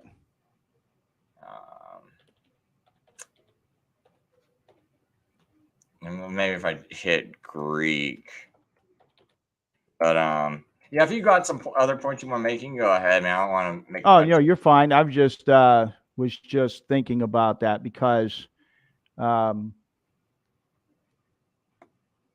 it should be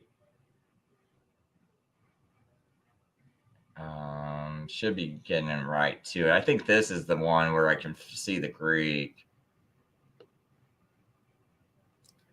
Let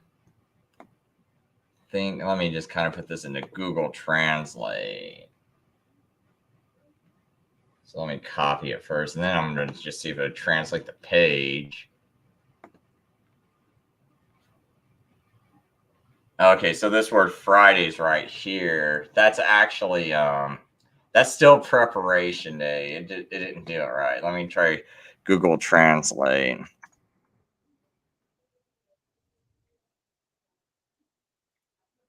And then we'll do the Greek. Because I'm pretty sure that last word. Yeah, and I've got it set up too here on Matthew 28, verse 1. I've got the Greek version. I'm pretty sure this word right here, paraskeven, is preparation. Oh, man, I hate that. Gosh, While you're doing that, Chris, pull up my screen. I'm going to show you something. Oh, yeah, sure, man. If you could. So this is Matthew 28:1. If you look at it, it says late of the Sabbaths, Shabbaton, late of the Sabbaths, to the unto, or this word ice, to the unto the one of the Sabbaths, meaning, so it's saying late on the end of the Sabbath and into the first of the week came Mary, the Magdalene. So the Sabbath day is ending. They did Havdalah. They did the blessing to end the Sabbath, as the Jewish custom was, and been that way for thousands of years. And then they left as the sun was setting. The Sabbath was over. They could work, and they ran to the sepulcher to go see the Messiah, and he was already risen. Now, if they were running right at the ending of the Sabbath day, going into the first day of the week, at evening when the sun sets, that's when the day begins. The next day, the Messiah was already risen. Because when did he die? He died if he died 3 days before that on a Wednesday at evening between the 6th and 9th hour, then he would have risen 72 hours later between the 6th and the 9th hour as the Sabbath was ending and going into the first of the week. And I mean, the Greek is pretty clear there. It's just they don't translate it that way. And the word Sabbaton here at the late on the Sabbaton, it's from the word Sabbath, but in the Greek it's also used for week. And if you look in most of the translations, like Matthew 28:1 and 2, in areas like that, when they come to that word Sabbaton, many times it's translated week, because it's equivalent to the Hebrew word Shabuot or Shabua, which would refer to the week as well, because it's coming from the Hebrew word Sheva, 7. Achad, Shanaim, Shlosh, Arba, Chamesh, Shesh, Sheva. Sheva is in Hebrew the word 7, and that's where you get Sheba or Shabua, which is 7, referring to the week. Shabuot. If I went to the rabbi and asked him what's the reading for this week, I'd say Ma Parasha HaShabua. That's what I would ask him. What is the reading for this week? Hashabua would be the week, and in the Greek it's Sabbaton, or many times it's translated as week. Here they're just saying of Sabbaths, because it literally means plural. but it's in reference to the week. So, but it's a little more clear, because if you read above it, it says, in the end of the Sabbath, as it began to dawn toward the first of the week. So again, these words beginning to dawn, if you look up into it, it means to come into view. It has that idea of coming into view, as it's dawning. It's just like when someone says, "Oh, it began to dawn on me," that it began to come into view at that moment, not necessarily in the morning. But then there's another verse, I can't remember what chapter it is, but the reason a lot of people get confused, because it says, and early on the first of the week at the rising of the sun is the way they translate it, but it's ana talantos tau helial, and it has the idea, ana and talantos is coming from the word telo, which is a Greek word that's equivalent to ketz in Hebrew, meaning the end or the cutting off. So it's saying at the end of the sun, or the cutting off of the sun, or the going down of the sun. And then that also then matches with when Mary came, where it says she came to the sepulchre at the first of the week while it was yet dark, or darkness coming into view, as how it would translate in the Greek. Mark 16:2. You want me to pull it up, or you what want is to it? pull it up? Mark 16:2. That's the one where it says, and very early on the first day of the week. Mark 16:2. Let me try that. Having risen the sun. Yeah, it's like yeah, Mark 16:2. It's like having arisen the sun. 16:2. Yeah, I never caught that. Right here on the, now this one says, and elapsing of the Sabbath, or the ending of the Sabbath, Mary the Magdalene and Mary the James and Salome brought aromatics, that coming they might. That's chapter 16, and you said verse 2. Yeah. So, and very much early. So it's saying here, you see how the word morning is in the parentheses, italics, because it's not in the original text. So when it's saying, and very much here, early. Now this word, this one is, I have to look it up, because I'm not as familiar with the Greek as I am Hebrew, but it has the idea of, as it's the earliest part of the Sabbath, or of the week. You understand what I'm saying? So the earliest part of the week comes in at evening. That's when it first breaks. Back in the ancient times, in the Jewish days, it was evening and morning were the first day, evening and morning were the second day. So the beginning of the week didn't start in the morning on the first day. It started at when the sun went down. That's the earliest part of the week. At the setting of the sun. Yours written, it's real weird, because like the way my interlinear is written, it says, and very early on the first day of the week. So that would be more proper. Yeah. So this says, and very much early of the first of the week. So it's saying at the earliest part of the Sabbath. Do you see what I'm saying? If you broke this down, early, very much early of the first of the week. So in other words, it's saying at the earliest part of the first day of the week. What is the earliest part of the first day of the week in first century Judaism? It was the evening. That's when the first day starts, at evening. You see what I'm saying? Right. But they throw this word morning in there to try to clarify the text. It doesn't. It convolutes the text. It makes it, because their idea of an Easter sunrise, on Sunday, the venerable day of the sun god, it is what they, the Catholic Church wanted. They wanted the Dies Solis Invictus.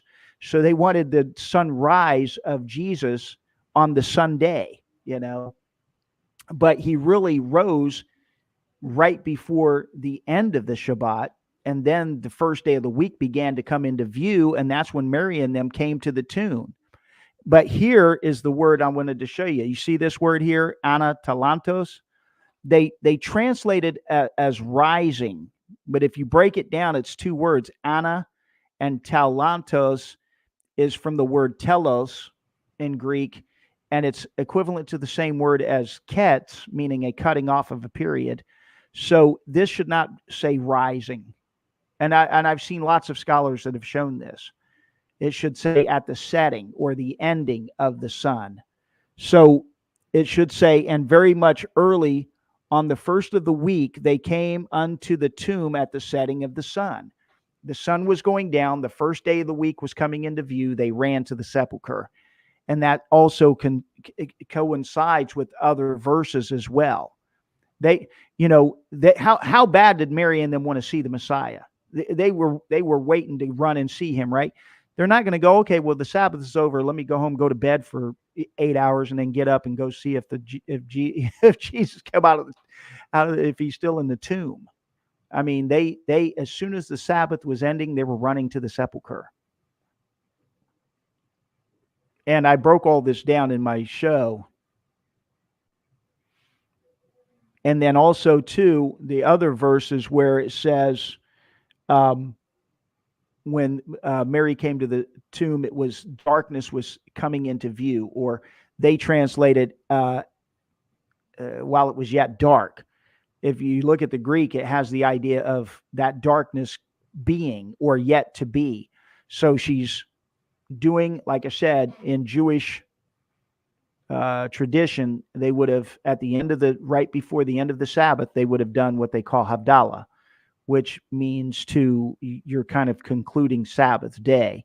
Because on Friday night, on Friday evening, when the sun sets, we do Shabbat. We get the challah bread and we light the candles and we say the bracha, and we break the bread and drink the wine and bless the Sabbath day. And we sing songs and so on, and we eat a dinner, and we read scripture on that night. We do a blessing for the Sabbath day, and then on the next day, when the Sabbath day is starting to end, we do Havdalah, they call it, and it's been around since the Messiah's time, at least, even before that. So these were the customs that Yeshua and them would have been doing.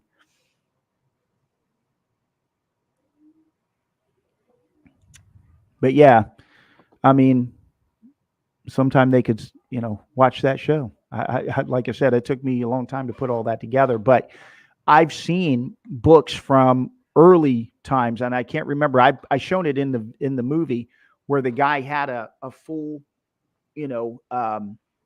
diagram of the exact times and everything, and it was done in like the early 1800s or late 1700s, 1800s.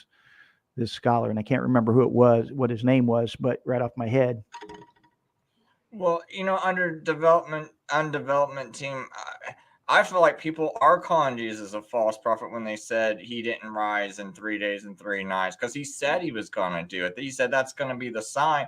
There's no other way you can get around 3 days and 3 nights, because the 3 days and because no one else in the world is like, oh, we're on a different day now because we had this our days and our nights got changed, right? Like no one's got like an extra day forward on us, It's right. like everyone's this. It's like no one thought when that darkness came over Jerusalem that was a day or a nighttime. It's just like darkness came over. Like there's no one, like when a cloud passes the sun and it gets dark out, and no one thinks, oh my gosh, man, a day passed. No, right. I think it's the same way. I think it's really reaching when people do that, because if that was the case, I mean, the Jews would have to progress their calendar a day forward. You know how I get people a lot? I ask them this. It's clear in the Bible, you can look it up in the New Testament, where it says that the women rested the Sabbath day and then prepared the spices. They prepared the spices after the Sabbath, but then another verse says that they prepared the spices and then rested on the Sabbath. You can't do both if there's only one Sabbath. Like you couldn't prepare the spices before it, and yet after you prepared the spices, then again rest on that Sabbath day. You see what I'm saying? There was two Sabbaths. There was a high Sabbath, which was Passover, and that began the Feast of Unleavened Bread. So as they would sacrifice the lambs were obviously sacrificed at the same time the Messiah was being put to death, right? He was killed at the same time that the Levites were slaughtering the lambs in the altar. And so, and then 72 hours later, which would go from Wednesday evening, it would be a night, Wednesday night, Thursday morning, Thursday night, Friday, Wednesday night, Thursday morning, Thursday night, Friday morning, Friday night, Sabbath morning into the day. And then towards that evening is when he arose, because he would have 3 nights and 3 days. So you would have Wednesday night, Wednesday morning, Thursday night, Thursday morning, Friday night, Friday morning, Shabbat night into the day. You know, it would go night, day, night, day, night, day. So, you know, he was put to death before that evening, because that evening was a high Sabbath day, and they had to get him off of the crucifixion before the night hit.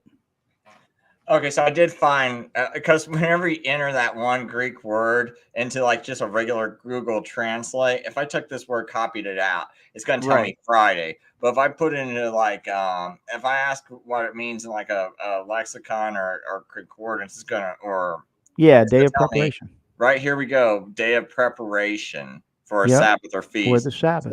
So when it says fast on the preparation, and we see that in those documents in the D.K, why are they still calling Friday the preparation if it's done with? You would not even be using that kind of, like, just like the Christian churches today, no one says the preparation. No, it's been because no one follows it. So because they don't follow it, they don't even call it that. No one. So why would you think, if they're not following it, why would they still be calling it? They wouldn't. They wouldn't be doing it. It doesn't. And most, it's, so to me, it's just kind of crazy to think that they're using words and call and then like, oh, but they're not keeping Sabbath. It's like, no, right. Well, and I mean, you can see in the New Testament, they continued to keep the Shabbat. The disciples continued to keep the Shabbat, the Sabbath, and earliest believers continued to keep the Sabbath. But now there were persecutions where they were forbidden to do so, or they would have to secretly do it and so on. But they continued to keep the Sabbath until Constantine made Sunday the official day of worship and all that stuff. So, it's I got this one document I found too. It's called the oh gosh, what's it called? Oh yeah, the Gospel of the Holy 12, or what other? It's like the Gospel of the Nazarenes, right? So it's a document. And they say it's around 280. Some people say it's around 300. But what's interesting is that where is it? Let me go, because it does talk about the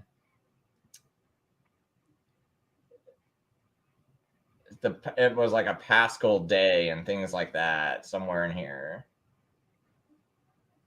Oh, I just saw it, man, right before I accidentally skipped by it.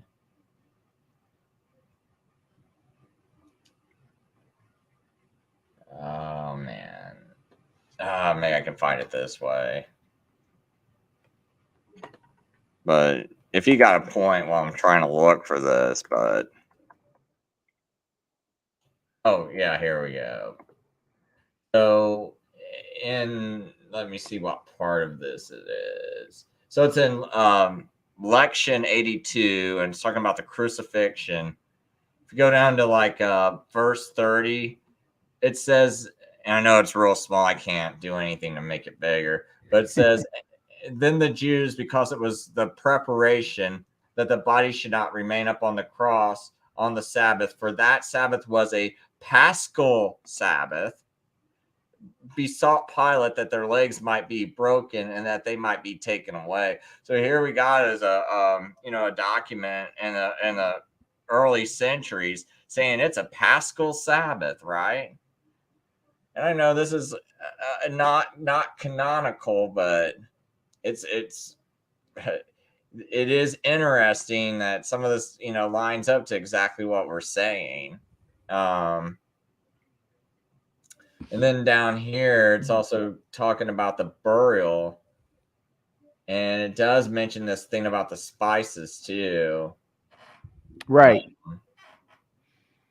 Yeah, because they prepared spices after the Sabbath day, and then yet after they prepared spices, it says they rested the Sabbath day. You can't do both unless there were 2 Sabbaths.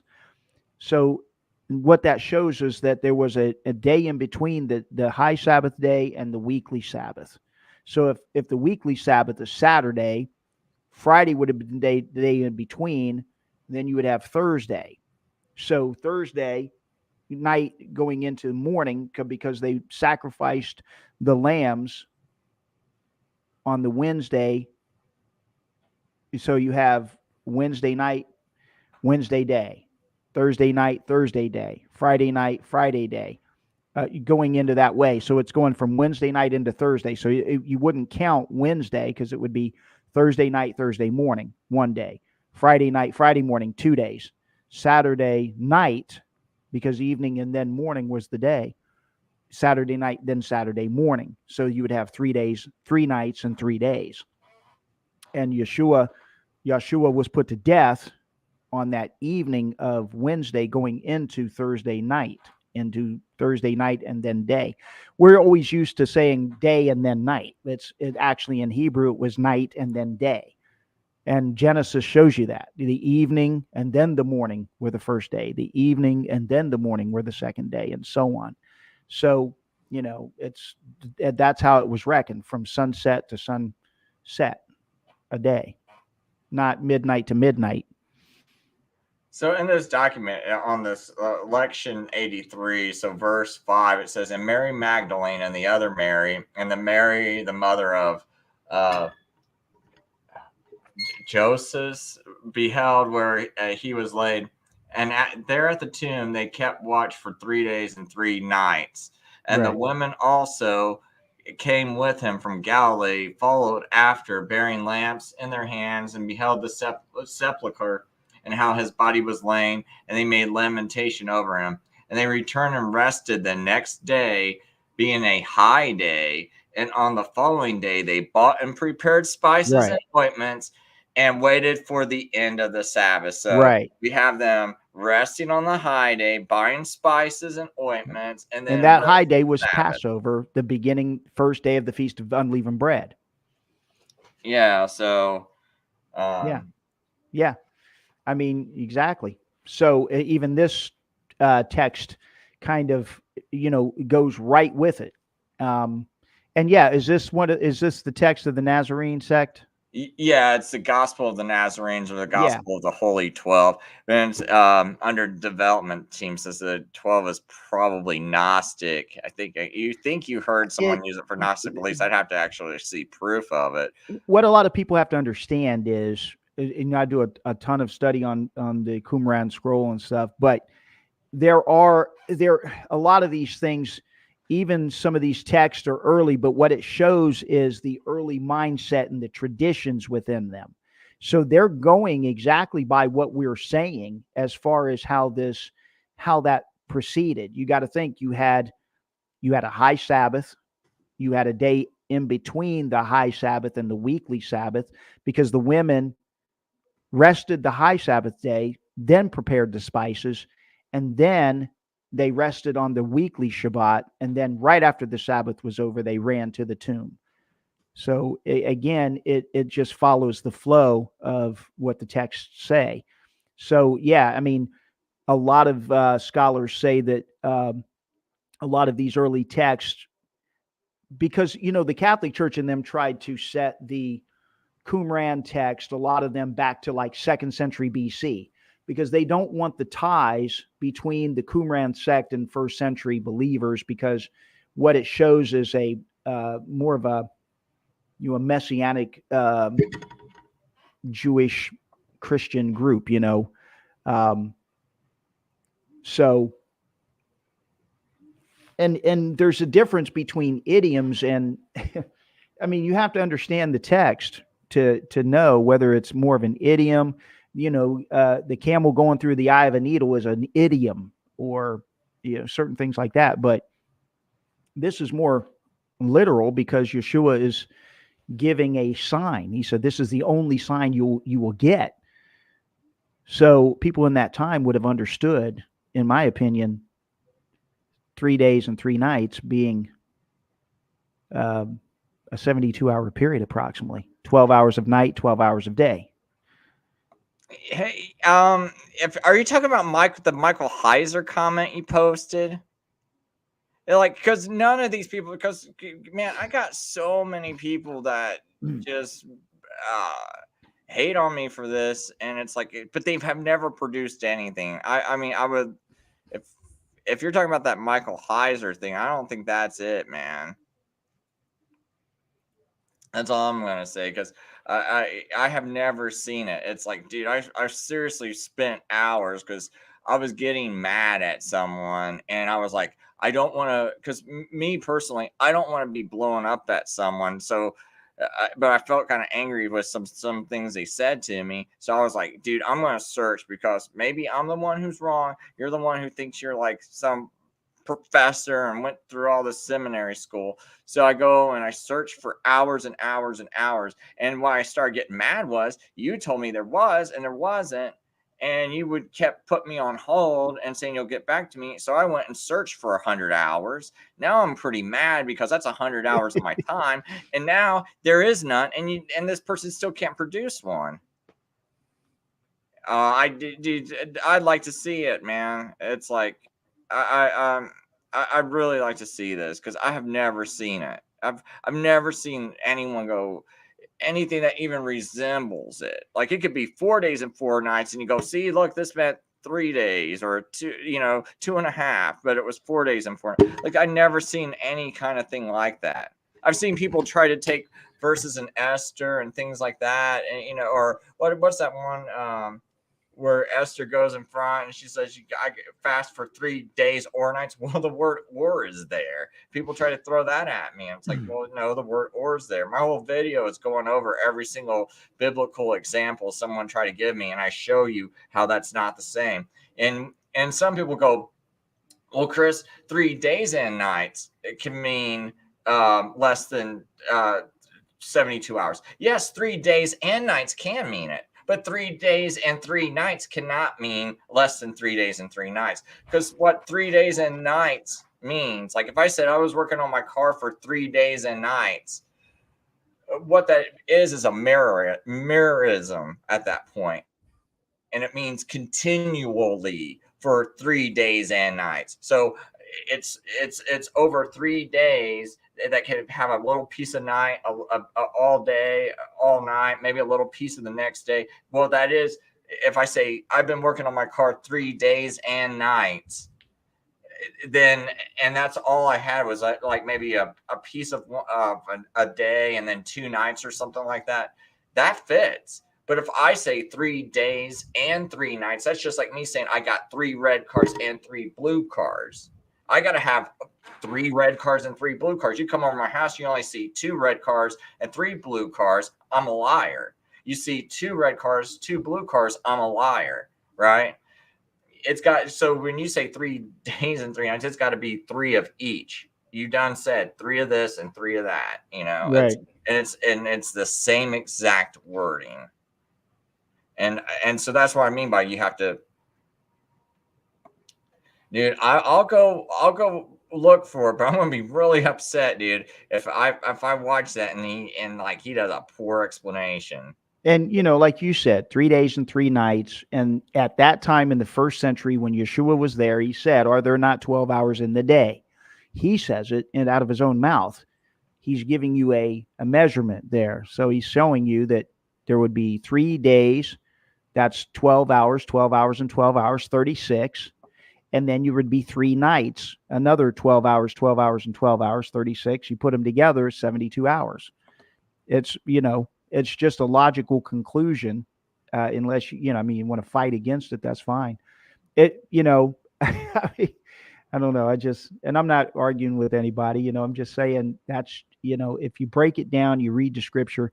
Anybody who's out there, I did a show called The Sign of Jonah on my Rumble channel. Watch it sometime. So he says it can. The only reason to say it can't is if you were more specific, intentionally 3 whole days and 3 whole nights without rest. Well, no. But you still, okay, I wouldn't argue with you guys so hard if it was just like a couple of hours of one day, and then a whole day, and then a couple hours of another day, and then a couple of hours of a night, a whole night, and a couple hours of another night. If you guys could at least produce that, I'd be fine. Because I'm not saying, okay, does it absolutely have to be 72 hours? No, I would settle for, let's see here, 50 hours, right? Just like at least 1 hour of a day, and then you got enough hours to where it would lapse into 2 complete days and nights. My only question is, like, why why go through all those links? Like, you have to do acrobatics to try to come up with not coming up with 3 days and 3 nights, if that's what he said. I mean, why not just come to the logical conclusion? Okay, 3 days and 3 nights. And then if you look in the scripture and you break it down, and you have the evening upon which he is put to death, you have a high Sabbath day the next day.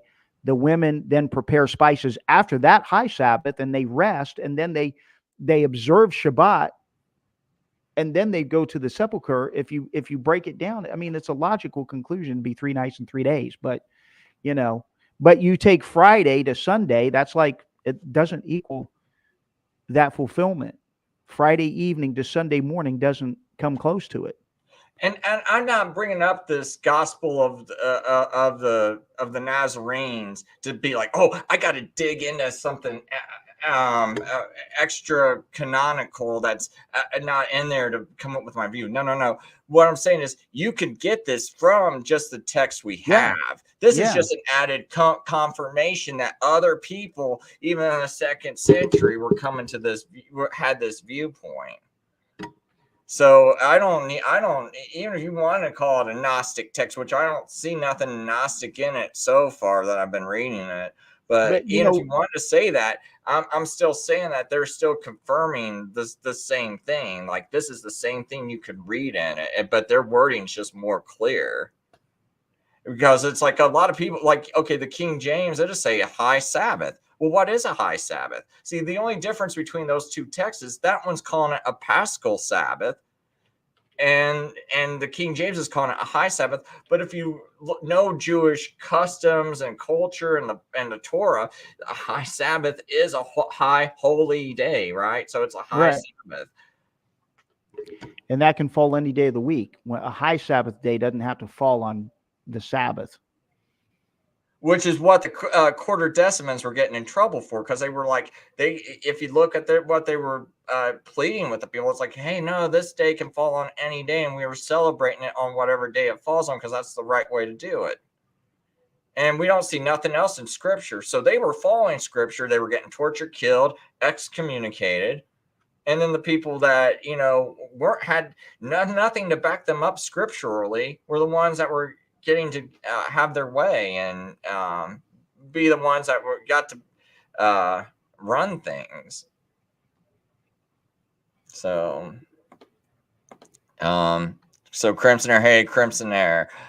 He says, hi, I've always thought of the 3 days and 3 nights as being undefined portions of 3 days and nights. Could the full 12 hours, but not could be full 12 hours, but not necessarily just a portion of sunlight and a portion of night division. Yeah, that's what I was saying. Like, I had no problems with it. I'm going to bring up something though, like a chart, so you can see what I mean easier. It's 3 days and 3 nights crucifixion. And it's so we can kind of see all this easier on a chart.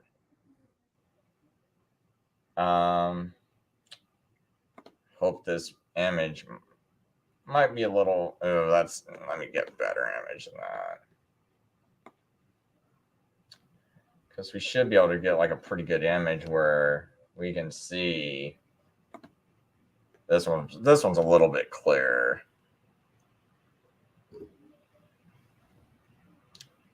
But see, now up here we got the Tuesday, Wednesday, Thursday, right? So if you say Jesus got crucified on Friday, well, he got crucified in the daylight. So but we know it was the third hour.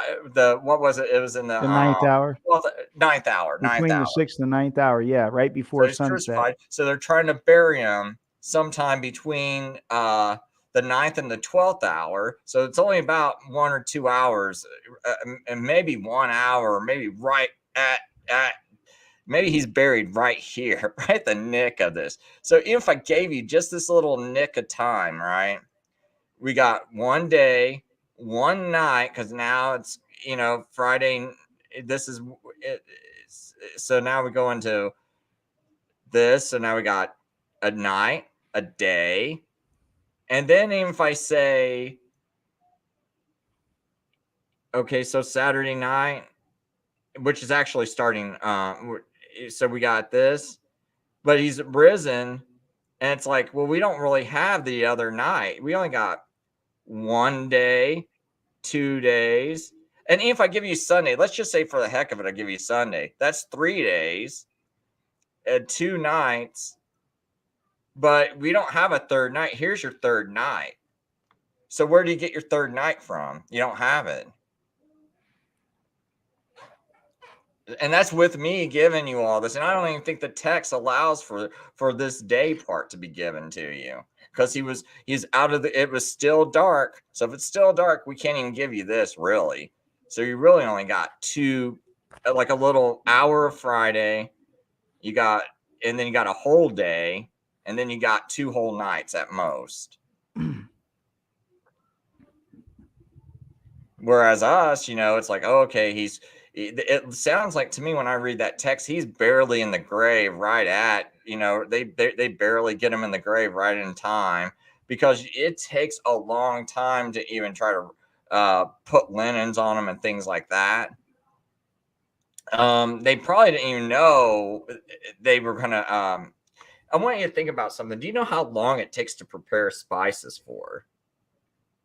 On development team, have you ever looked that up? You know how long it takes to prepare spices? Because here, I'll tell you, for the amount of spices to bury someone, it could take a whole day to prepare spices. Right.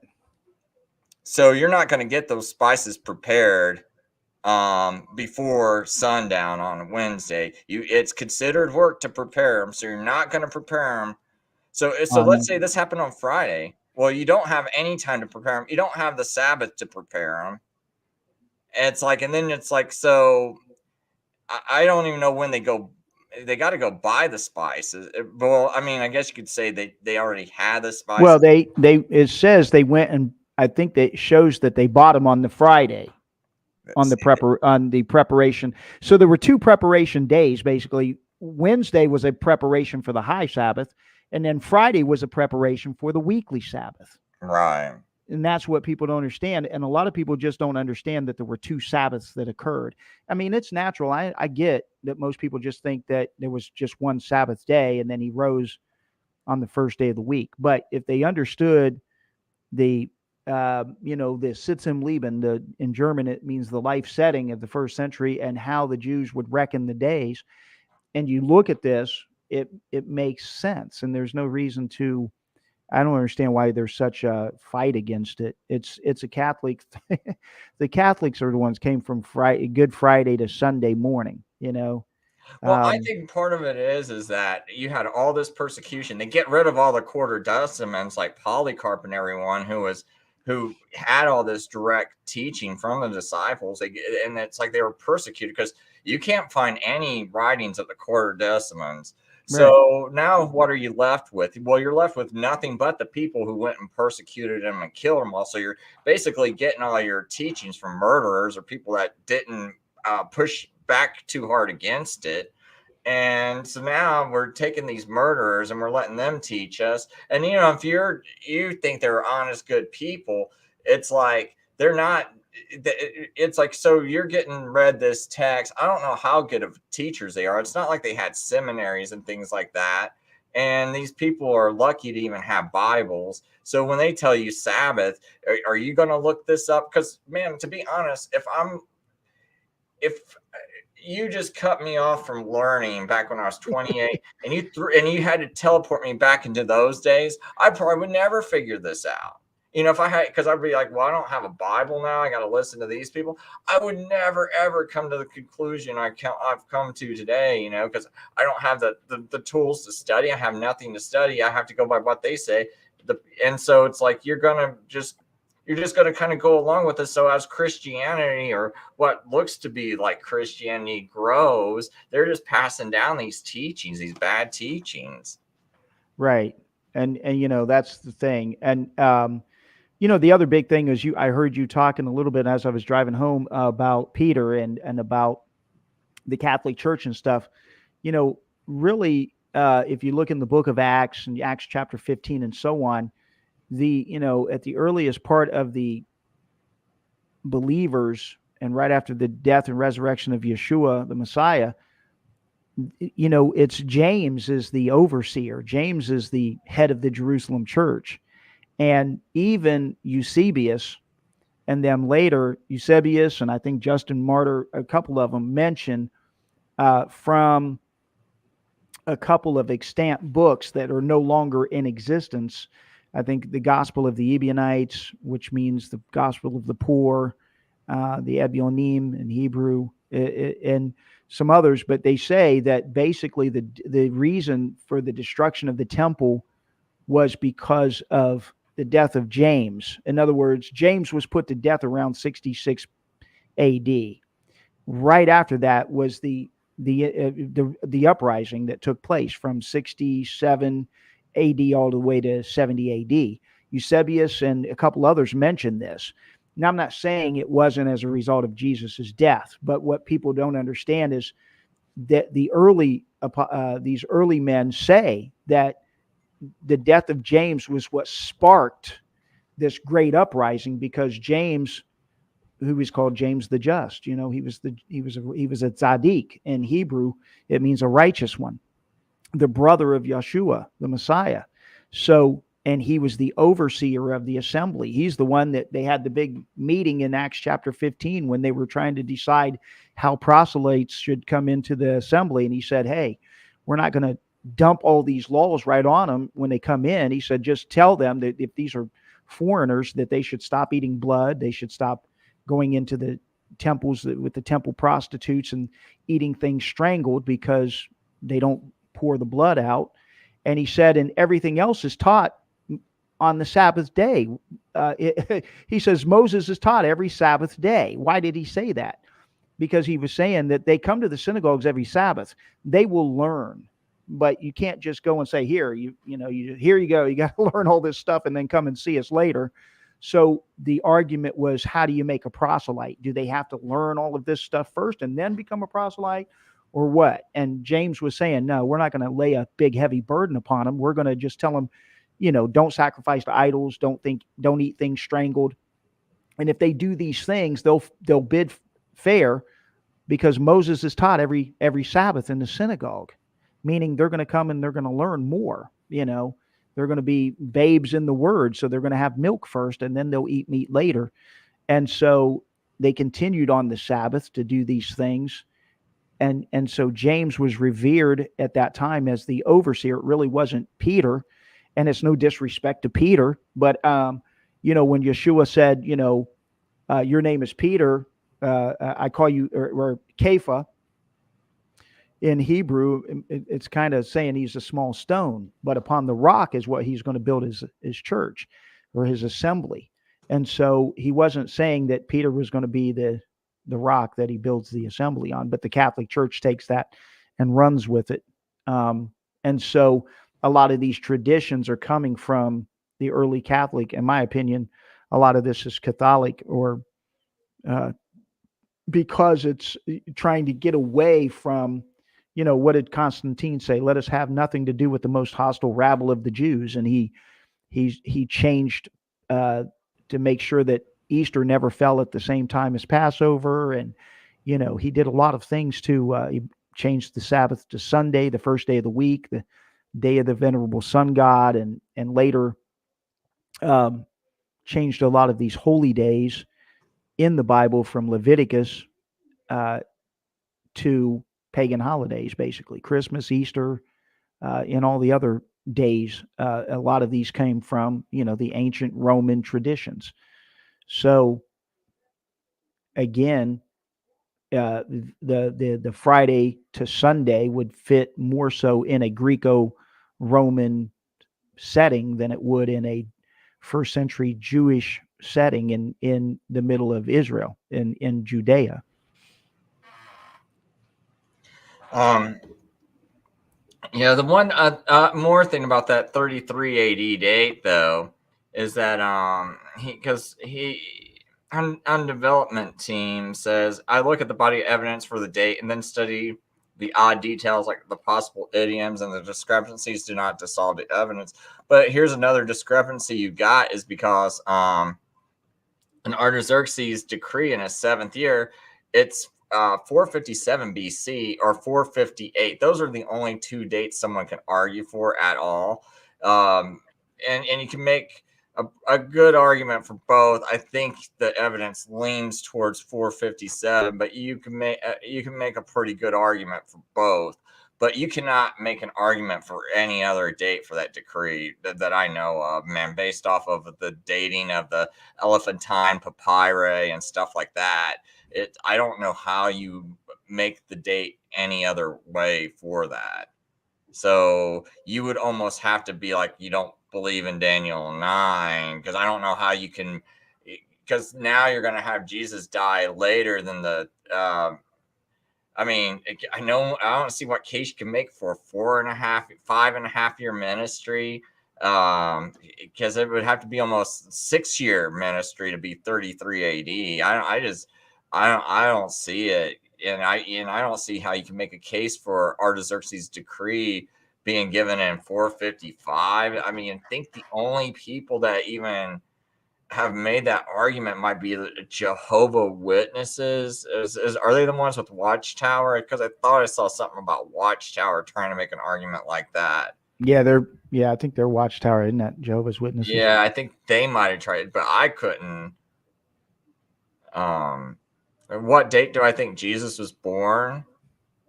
I haven't really come to a good, solid decision on that, because I've kind of gone back and forth between 4 BC and 3 BC and speculated maybe even 5 BC, but for right now, I'll say a 4 BC or 3 BC, and probably the fall of one of those 2 years. What about you, Mark?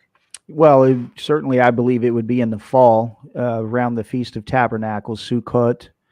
And there's even an allusion in the book of John where he says that, he came forth, he tabernacled among us. It's kind of a play on words. He made his Sukkot with us, meaning he was born probably around that time, during the Feast of Tabernacles, and, in the fall. And there's even sometime I'm going to do a study and show that, even because if you go by the conception and of John the Baptist and so on, and then it says 6 months later was Yeshua and so on and so forth. There is I've got it all written down. I can't go right off my head right now, but I've done some studies on that and showing people that, yeah, he was more than likely around the fall, around the Feast of Tabernacles was when the Messiah was born. And it would make sense that they would all be coming to Jerusalem because, during all the high holy days, remember, even Paul said it. Remember when they tried to keep him at the synagogue to study more, he said, no, by all means, I must be keeping the feast which is in Jerusalem, because they had to go. And so, he was that zealous, even though he could have stayed and taught these people. He was like, I can't, I got to go keep the feast. Why would Paul say that if these feasts were done away with? Why would he say that if the Sabbath was done away with? Why would he keep keeping the Sabbath? I never just thought about that. That's a good point. Yeah, he continues to do so because the Sabbath wasn't done away with. The Messiah was simply just telling people that what the Sabbath was the proper. You think about today. Here's why I look at it. Look at doctors. A doctor, he needs to work on the Sabbath, because if a guy's dying, he can't say, well, hold on, it's the Sabbath. If you don't die, I'll come and see you tomorrow. Firemen, they have to keep the Sabbath. Police officers have to keep the Sabbath. The Messiah said it is lawful to do what is good on the Sabbath day. certain people have to. Remember Nehemiah. Remember when they came back and was building the city on the Sabbath day, they would try to keep the Sabbath, and these people with money changers and stuff were coming. And so what he had to do, he had to put guards at the gate on the Sabbath. What were the guards doing? They were working, but they were keeping the Sabbath and the spirit of it, because they were trying to ensure that nobody would buy and sell on the Sabbath day. So, we have to look at the law itself, the Torah, but we are looking at what is, and I think that's what Yeshua was telling the Pharisees many times. He was saying, it's not that he was condemning them for keeping the Torah, but he was condemning them because the spirit of it, what was the intention behind it? You should tithe, he said, but also weightier matters of the law are mercy, justice, and truth. So you're keeping observances, but you should be learning from them, just like sacrificing. When they were sacrificing in them days, they were supposed to be learning a lesson. Imagine that if you committed a transgression, Chris, and we took this beautiful lamb that is without blemish, and I got to go it to the temple, and I got to watch them cut its throat and blood spill out. I was supposed to be remorseful for my sin. I was supposed to repent of it. I mean, we obviously knew it was a temporary thing, but still, that's a heck of a thing to have to look at. And, on Passover, they would do the same thing, that kids would bring that lamb into their house on the 10th day. And then on the 14th day, they would have to sacrifice the same lamb. Could you imagine having a lamb in your house, a beautiful lamb without blemish? Kids playing with it, they name it, they're cuddling with it. And then they got to take it and they got to cut its throat and they got to eat it. It's meant to teach you a lesson.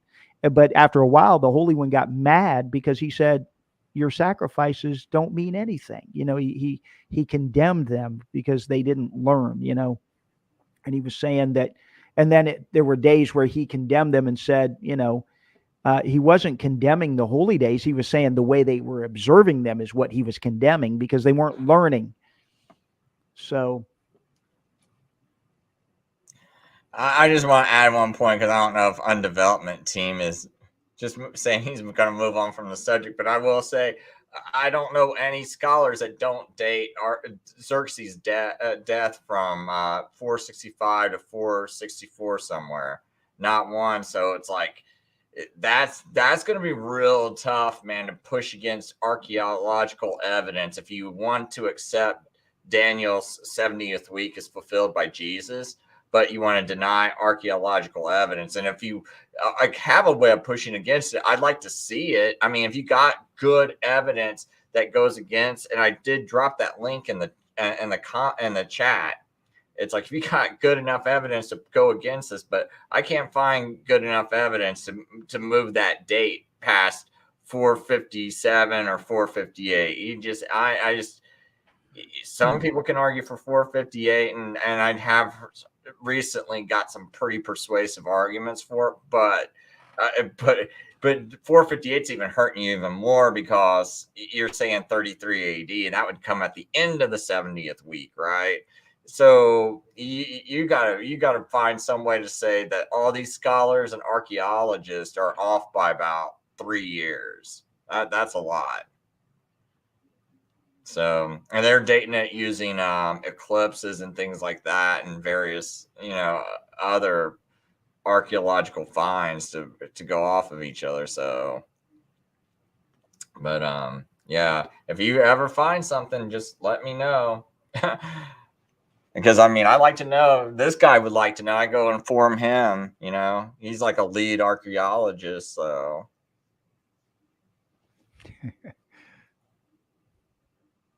yeah, I mean, I'm all about it. This guy would be all about it, because he might have something where it's like, maybe there's one thing that doesn't make sense to him, but you got it figured out and he doesn't. And I'd like to see it. I mean, I'm not saying it's not possible, right? Because I've challenged professors, and I've got them pretty stomped. So you might have something, but I just haven't seen it. And most people, when I've talked to them, it seems like they've got really bad dating and chronology. I haven't really had anyone on my show that's had very good chronology so far. So. Anything you want to add to the conversation, Mark? Anything at all? Different topics? Anything? Not really. It's just, I saw you, so I was like, wanted to jump on, at least say hi. I don't get a chance always to, I think last week I didn't get a chance to really get in. And so I just thought I would jump in. And when you were talking about the Sabbath and the 3 days and 3 nights, like I said, that is something that I've done a lot of research on. And so I wanted to just, kind of jump in on it. But no, other than that, I think it's good everybody's out there studying this, though. I mean, that's what we need. Iron sharpens iron. Keep studying, and be humble enough if you're wrong to admit it. And if I'm wrong, I'll admit it and say, "Wow, I thought it was this, but maybe it's not." That's what we should be able to do, not fight against it. If you believe you're correct, though, there's nothing wrong with standing on that. But if somebody does show you something and it's compelling, there's nothing wrong with saying, wow, okay. Yeah. Yeah. I So guess my irritation is like when I'm talking to some of these professors, it's like, okay, if I'm wrong, just come on, man, just give me something, man. Show me something. It starts to almost feel like I'm being slandered when, some of these people are like coming at me, and it's like, well, if I'm wrong, dude, it's not like I'm being some punk, that's just yeah, trying right. to throw out things, like that, and it keeps wanting to be argumentative. It's like I'm seriously like trying to just, if I'm wrong, I feel embarrassed. I want to set the right information. I mean, okay, maybe it might, like, even if I was to be embarrassed for the stuff I've made so far, okay, it's less embarrassing now if I just go ahead and admit I'm wrong than to keep making it and have more stuff and then having more people believe in error and then have to account for God in front of it. So I love it. So I'm willing to be corrected. It's like I'm looking for this, but I just feel like people keep, like some of these people out there, man, are coming out hard against me. It's like, and they haven't even shown me nothing, and it kind of gets irritating. So, Yeah. I mean, Yeah. not No, I get it. undevelopment team. He's not like that, Oh but yeah. No, he seems, there's other people. I just want to make sure, he doesn't. yeah, right. He seems There's a like a good lot of guy. drama going on with me for the past 10 years with some people. Right. Well, and I like that. I like people to be, hey, there's nothing wrong with that. He's not being rude or anything. He's just presenting his information, which I think is a good thing because it gives you something to look at and go, okay, I can take a look at that and consider that. And then you build upon that, just like the information that you're presenting, that gives people time to say, hey, you know what, I'm going to look into what Chris is saying and see if what he's saying is true, or if I believe it's true, or I have some stuff that, like you said, can counteract that. If so, that's fine. It's not being contentious or anything of that nature. But like you said, it's when you start, I don't know. It seems like everybody's been on your show. When I was on there with you and we had all these people, we all had a good time, and it's okay to disagree with things. You agree to disagree and keep studying, and then you come to a conclusion at some point. Maybe at some point we all be on the same road, and it doesn't matter if that road is the right road. I don't care if you found it or if I found it, as long as we find it together. That's the good thing. Truth Fruits is asking about a good study Bible. Would you know a good study Bible? I mean, to me, I don't know if there's any particular one. It just Maybe depends on. software. Maybe a software might be better, but I can't think of anything off the top of my head. I think she should look online maybe and pull up a variety of them, and they have samples. Usually, you can go in and read, and I mean, it just depends on what you want to read it for. You know what I mean? In my opinion, if you just That is a good point too, because if you're trying to find like eschatology, I find people really good on like topics like Sabbath and other things. But then you talk about eschatology, and they're like way off the rails, right. Well, So and you got to be careful of what you pick too, because some of the stuff is. So my point though being just I've got several Bibles. I don't have one particular one that I read. It just depends. If I'm just doing a basic reading, I have one that has the sacred name restored in it in Paleo Hebrew. And so that way there's no debate. People to debate, was it this, was it that? Well, mine restores the sacred name of the Almighty in Paleo Hebrew, in the Yod Vav, but in Paleo Hebrew, which was in the earliest documents. So that way but I enjoy reading that book, and that Bible translation. But I have a Hebrew English, translation. Sometimes I read in Hebrew, sometimes I read English, depending on what I'm doing. Because I like to keep brushed up on my Hebrew. So I have an all Hebrew New Testament. I have English New Testaments. I have a Jewish study Bible. It's called. I have the Sefer, which is the 5 books, but it has a lot of the apocryphal books in it as well, because I do study and research the apocryphal books. A lot of people say, well, this and that. And I say, no, because a lot of the apocryphal books kind of give you a setting of what the mindset was in that time and what people believed. It's not necessarily you believe it or you take it as scripture, but like the book of Maccabee, the first book of Maccabee is very, very good to study to understand what was going on at the time when the Greeks came in, the Seleucid kings and the Ptolemies. The Ptolemies were in Egypt. The Seleucid kings were out of Greece, and so and understanding that, what was the political climate at that time. I do a lot of that studying so that I can understand not only the technical readings and stuff, but if you're reading it in light of understanding what was taking place, then sometimes you can get an understanding from the text, like why did they do that, or why did this happen. It gives you an idea about the zealots and the Sicarii in the Bible and stuff. You're like, who were these people? These were ultra zealous people that wanted to overthrow Rome, and these people were, they would look they remind you of what modern, and I'm not going to compare them, but like modern, Muslim jihadists were of our days, like an Osama bin Laden in a sense, but not Osama bin Laden. My point is, the zealots were that way. They wanted to overthrow Rome, and they were ready to fight to the death to do it. But they were religious zealots, so they had faith in the Almighty. They were waiting for a Messiah to come, and they were waiting on that. And that, so of course, that's why I like the fact that you, Chris, go over the 70 weeks and that messianic expectation, because they were looking for that.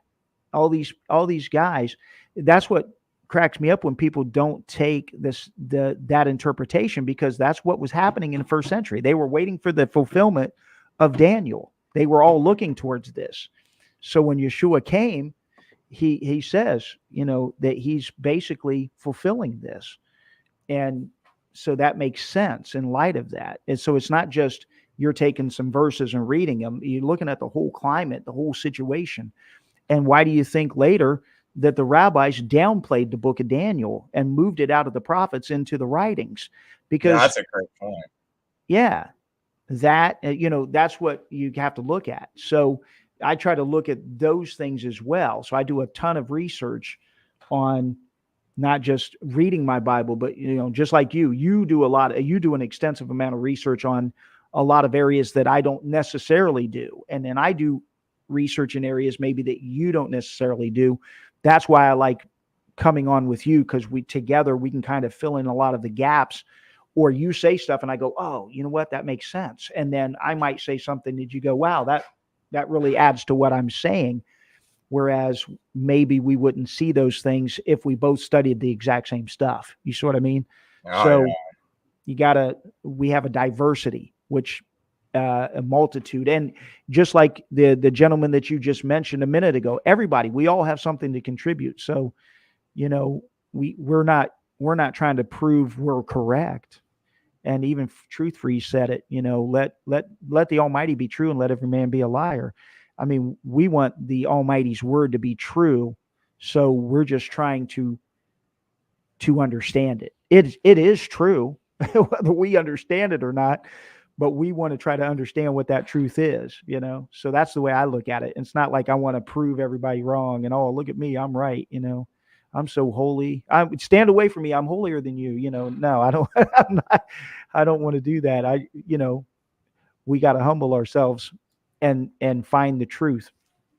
Yeah, So that's why I like it. I like coming on for to the having study. you on my show, man, because it's like there's like times when it's like I've had family members comment and say, "Oh, I like listening to it when Mark's on there because he's kind of keeps your edge like under control." I mean, hey, that's all right. That's what you need. You need both.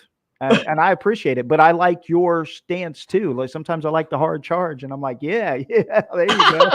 So I don't have a problem with that. I think it's both. You have to have both. Every show you watch, any good show, like back in the days, they had like what Hannity and Combs and Siskel and Ebert, and they always had like two different ones, that they'd come together and keep each other in line. It's a hey, is there a good interlinear Bible? Because that's something that looks like Truth Freeze was interested in. So if someone knows a good interlinear Bible, I don't know because I kind of have like a little issue with everything I pick up. Yeah, that's why I don't know either. A lot of times if I'm doing interlinear studies and stuff, I just kind of go online and find, but I study a lot of people here may or may not agree, but I study a lot of Jewish writings as well. And I study a lot of rabbinical writings, and I study the Talmud. I study the Mishnah. There's a lot of things in them. You just have to know how to read them, basically. But I've been doing it for so long. When you look at the Talmud and the Mishnah and things like this, just think of them as commentaries, and they're just like any other commentary. You don't necessarily believe everything you read in every commentary, right? You might read Matthew Henry's commentary, and there might be some things in there you go, wow, that was a really good point. But some of it you might go, I don't really necessarily agree with that. That's all they are. Some people try to demonize the Talmud or Mishnah and the stuff like this. There are stuff in there that's, you got to understand it was written over a period of time, and there's many opinions. There's not one necessary opinion in the Talmud and the Mishnah and the Midrash and so on. And there's a lot of things that show you from earlier kind of the mindset of what the Jewish believers back then were thinking and believing. And matter of fact, on the Sabbath and Passover, a lot of people don't realize that many scholars believe the Passover that the Orthodox Jews do today was actually started by the disciples of Yeshua. Because if you look at the Passover, if you really study it, they break the middle matzah and they hide it, and then they bring it back out. It's the afikomen. In Hebrew, afikomen means he who has risen. So these Orthodox Jews are celebrating a ritual that they don't realize was started by the disciples. Many. Gosh, I wish I could remember what video that was, dude. Because when we celebrated Passover for the first time last year, I kept wanting to do it. Good, that's cool. It's like, when I have no one around me to remind me of it and things like that. But like last year, I was like, no, I'm gonna make myself remember. So it was the first time I took the night off from work, and I was kind of scared because it was like, well, my work's kind of busy, but I'm just gonna ask for the day off anyway and see if I get it, and got it, and celebrate. And anyway, when I was watching that video and going through all that, it's like I was like, wow, it's like this, like these Jews are doing this thing, and it's definitely can start to see how it's pointing to Messiah. Yeah. And so it is real interesting when you do these things, and it's like, it's not like, oh, this is a Jewish thing. Well, if you understand that, like you could see Jesus in the act, right? Well, yeah. And, remember, even Paul was writing to the Corinthians, remember, and he was telling them, and then he said, therefore, he said, let us keep the feast, not with the leavened bread of, corruption and so on. He said, but with the unleavened bread of sincerity and truth, for the Messiah is our Passover. He has been sacrificed. So he was telling them, they were still keeping these feast days, but he was kind of giving them a lesson in the spiritual aspects of what these feasts were representing now that Yeshua the Messiah was put to death and resurrected. He was saying, he is that Passover lamb, and an unleavened bread represents a purging sin from our lives. We're eating the unleavened bread. We don't have leaven, which was representative of sin and being puffed up and prideful and so on. So you look at the holy days, and also I think people misunderstand some of the New Testament writings when Paul, when he talks about how that the holy days, the feast days and the new moons and Sabbaths are a shadow of things to come for the body of Christ, it says. It doesn't say were a shadow of things to come. It says are a shadow of things to come. So what was he saying? What is the shadow of things to come? Well, the seventh-day Sabbath is a shadow of the eternal Sabbath that will come when the Messiah brings us into that Sabbath rest. That's why Hebrews says, therefore there remains a Sabbath rest to the people of the Almighty.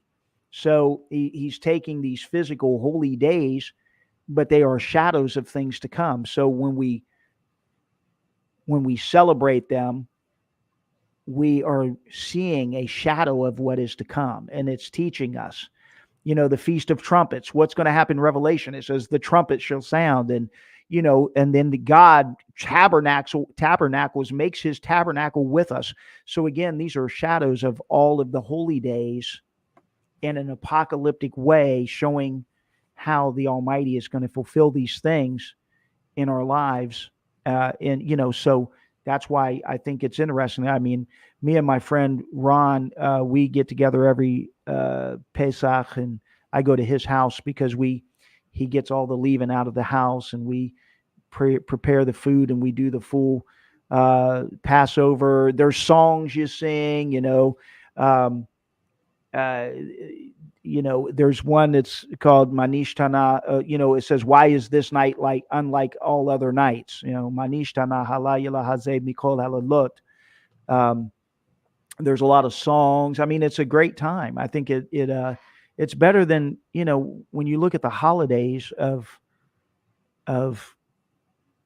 modern times, they don't really teach you anything biblical about it. The Christmas tree, putting a Christmas tree in your house doesn't teach you anything. But Jeremiah chapter 10, verse 1-5 tells you not to learn the ways of the heathen and take a tree and cut it down out of the forest and deck it with silver and gold. But people still do it and claim that they follow Scripture. So, I don't know how they justify that, but it's tree worship was around way before in ancient times. And now this one video right here, I'm not sure if this is it or not, but this might have been the one I watched on Passover, because it was a video similar to this, and it's like 11 minutes long. Yeah. It goes through all the things you were talking about. If it's the one I'm thinking of, it actually made me cry as I'm doing Passover. My wife was crying. I was crying. See, like I have, the Sephardic prayer book. This goes over the whole tradition of Passover. And like I said, there's some rabbis that say they believe that this Seder that is still done was actually the Seder put together by the early disciples. That's what some of them believe. Because they always wondered, how did this come to this be? And if you do the Seder according to Orthodox Jewish tradition, you see the Messiah all through the celebration, which is amazing. And you do the blessing of the wine, you do the blessing of the matzah, and so on. And then for 7 days after that, you don't eat any leavened bread or anything. You eat matzah the whole time. I have matzah pizza and matzah peanut butter and jelly, and I'm all matzahed out by the 8th day, because I'm like, man, that's all I've been eating all week is matzah. But hey, it reminds you, and you think about it when you're doing it. You think, man, the Messiah did this, the disciples did this. You know what I mean? You're doing what they did.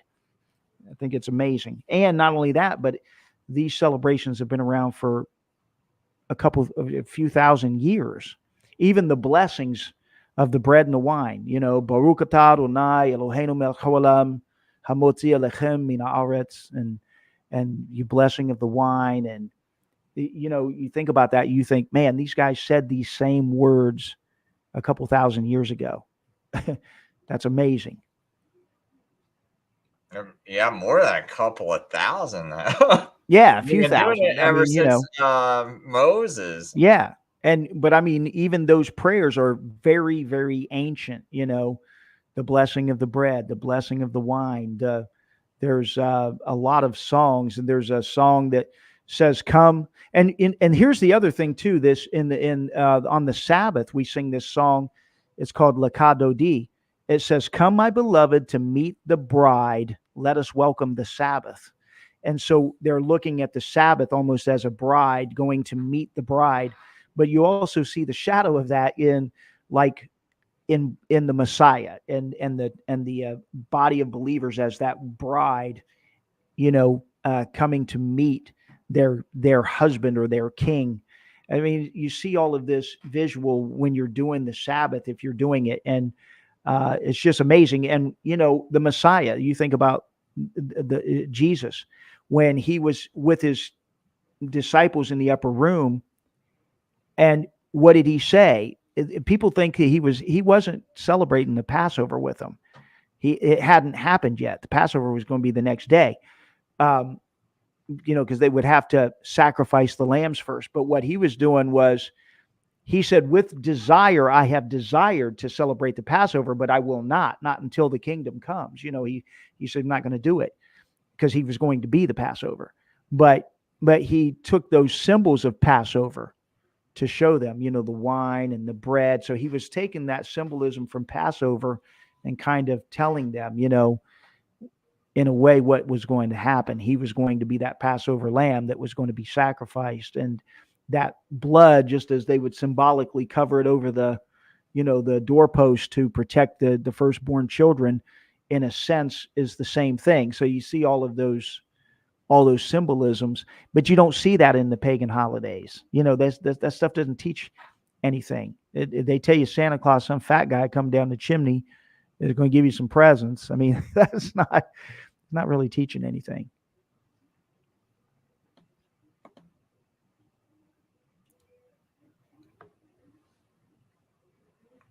Well, I think I probably need to start shutting the show down. Yeah, you're fine, buddy. I'm about to get off too, but yeah, I just appreciate you letting me come on for a minute.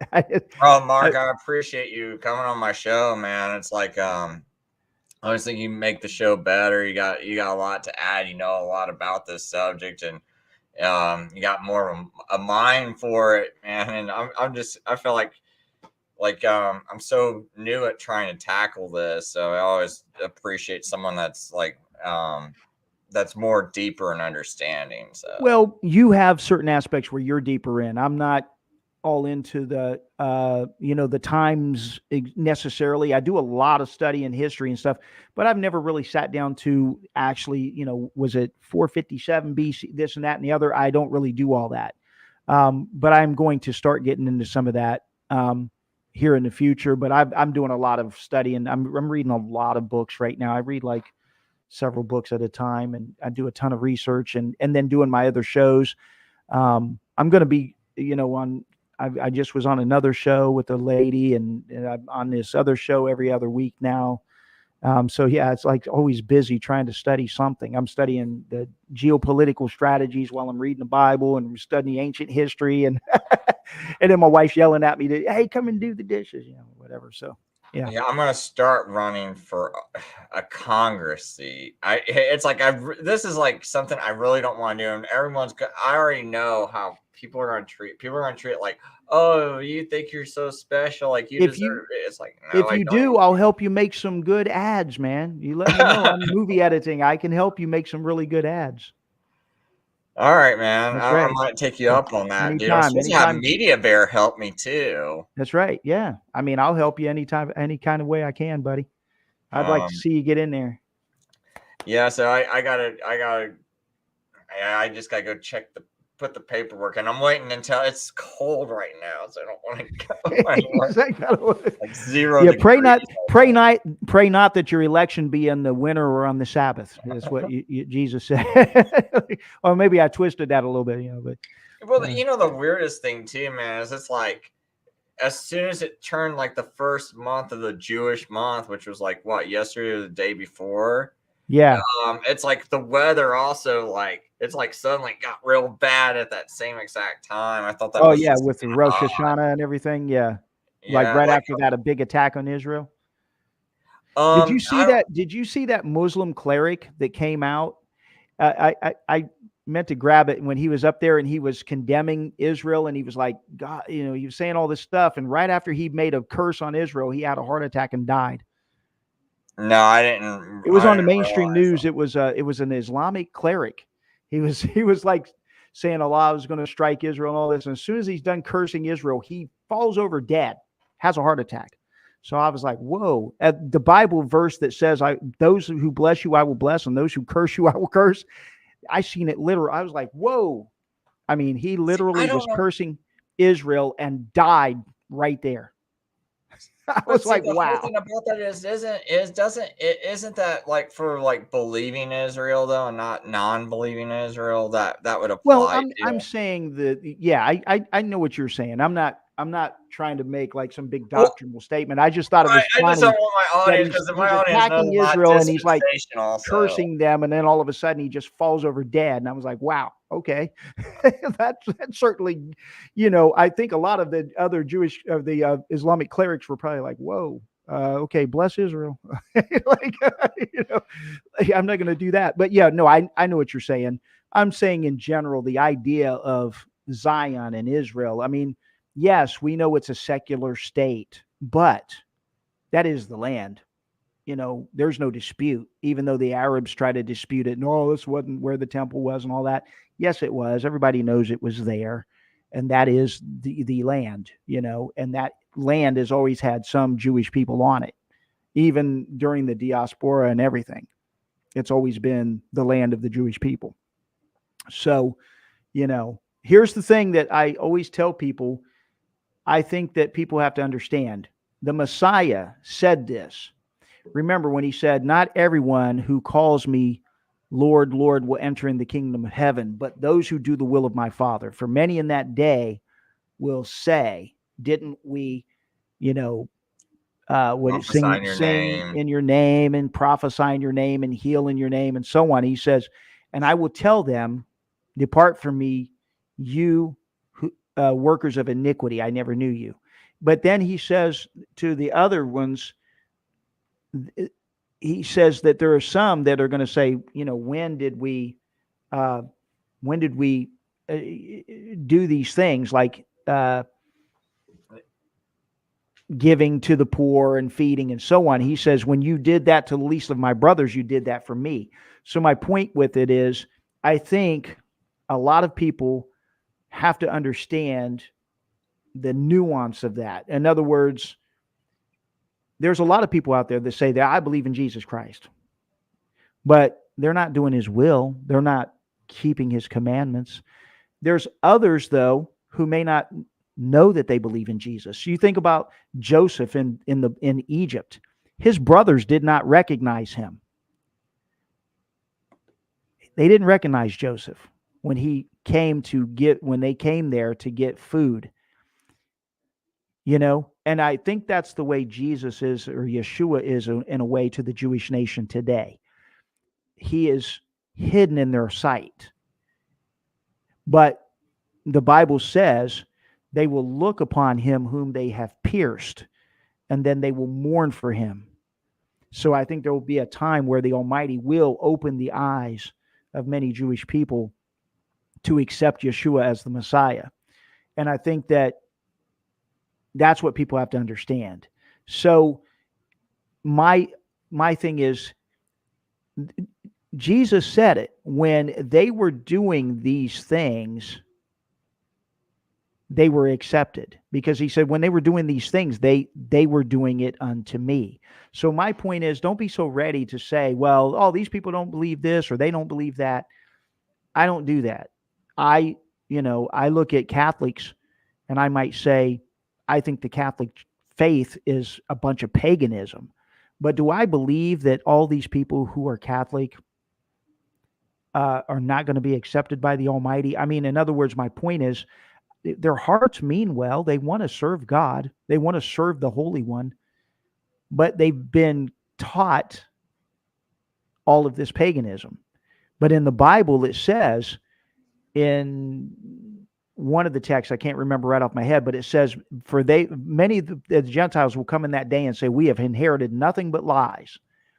And it says, and they will take hold of him who is a Jew by the skirt. And we say, we will go with you, for we have heard that God is with you. Well, of course, that's a picture of the Gentiles taking hold of Messiah, and believing in Yeshua, the Messiah, taking hold of his talit, with the tefillin, or the tzitzit on the talit. That was a prayer shawl. And all the Israelites were required to wear the tzitzit on the corners of their garments, right? Well, remember when the woman came up and grabbed Jesus, and she grabbed him, it says, by the corner of his garment? She was grabbing a hold of that tzitzit, that tassel that was a commandment in the book of Numbers, that God told all the children of Israel that they shall put a fringe on the borders of their garments, so that they may look upon them and keep the commandments of God. And I have a talit. I mean, I wear a talit when I pray, because it's a commandment by the Almighty to the children of Israel. And being, in my opinion, I'm, since I am Jewish, that commandment still applies to me. Now, whether it applies to non-Jews, I don't know, but I know that it applies all to the children of Israel. It's a statute, leolam vayed, as the Bible says, for forever and ever. So that's my talit, my prayer shawl. And, when I pray, I put it on. And you only put it on in the daytime. But, just like I pray with tefillin as well. But would I tell somebody else they have to do it? No. I mean, that's for them to decide whether they do or not. But for me, in my scripture, it tells me to do that as a B'nai Israel, as a son of Israel. So, and the Messiah done it. The Messiah, you think about it, the Messiah wore the tzitzit on the borders of his garment, because it was a commandment. Oh, there's the Pope, Big Papa. Well, the thing is, when you said that one thing about, because there's that text. It's like, well, who's a liar but he that denieth Jesus Christ? He is the Antichrist. And people go, so how can the Pope possibly be Antichrist? Because because I believe that argument for that. Well, I believe the Pope denies him because Yeshua said it. Not everybody who calls me Lord, Lord will enter the kingdom of heaven, but those who do the will of my Father, which is in heaven. The Pope doesn't do the will of the Father if he's changing God's laws and times and blaspheming the saints of the Most High and wearing them out. I mean, that's hardly doing the will of God. You see what I mean? So in a sense, he is, remember, Jesus, Yeshua himself said it. Many will come in my name saying I am the Christ and deceive many. Well, the Pope and them basically say they are Christ by saying they are vicarious filii Dei, the vicar of the Son of God. He is the very image of the Son of God on earth. He represents himself as Jesus Christ. Whether he wants to say it or not, that's their catechisms, that's their declarations. So he, in effect, is a false Christ or an antichrist, because if you look at the word anti also, what can it mean? In place of. You look it up. Yeah, that's in right. place of Christ, in a sense. So they are replacing Christ with themselves. You know what I mean? So, in my opinion, based on that, the vicarious filii Dei is the vicar of the Son of God, or the vicar of Christ, meaning image, the stand-in or substitute. It says it right there. See where he says names and titles? The word vicar means stand-in or substitute. So does the Pope consider himself to substitute Christ? Well, yeah, I would say so.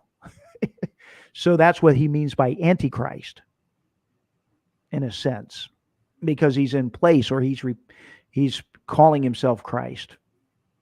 So I think a lot of times when people read the term Antichrist, they think he means like he's against Christ, that he's, denying Christ in a sense, but he's basically substituting himself for Christ or the Messiah,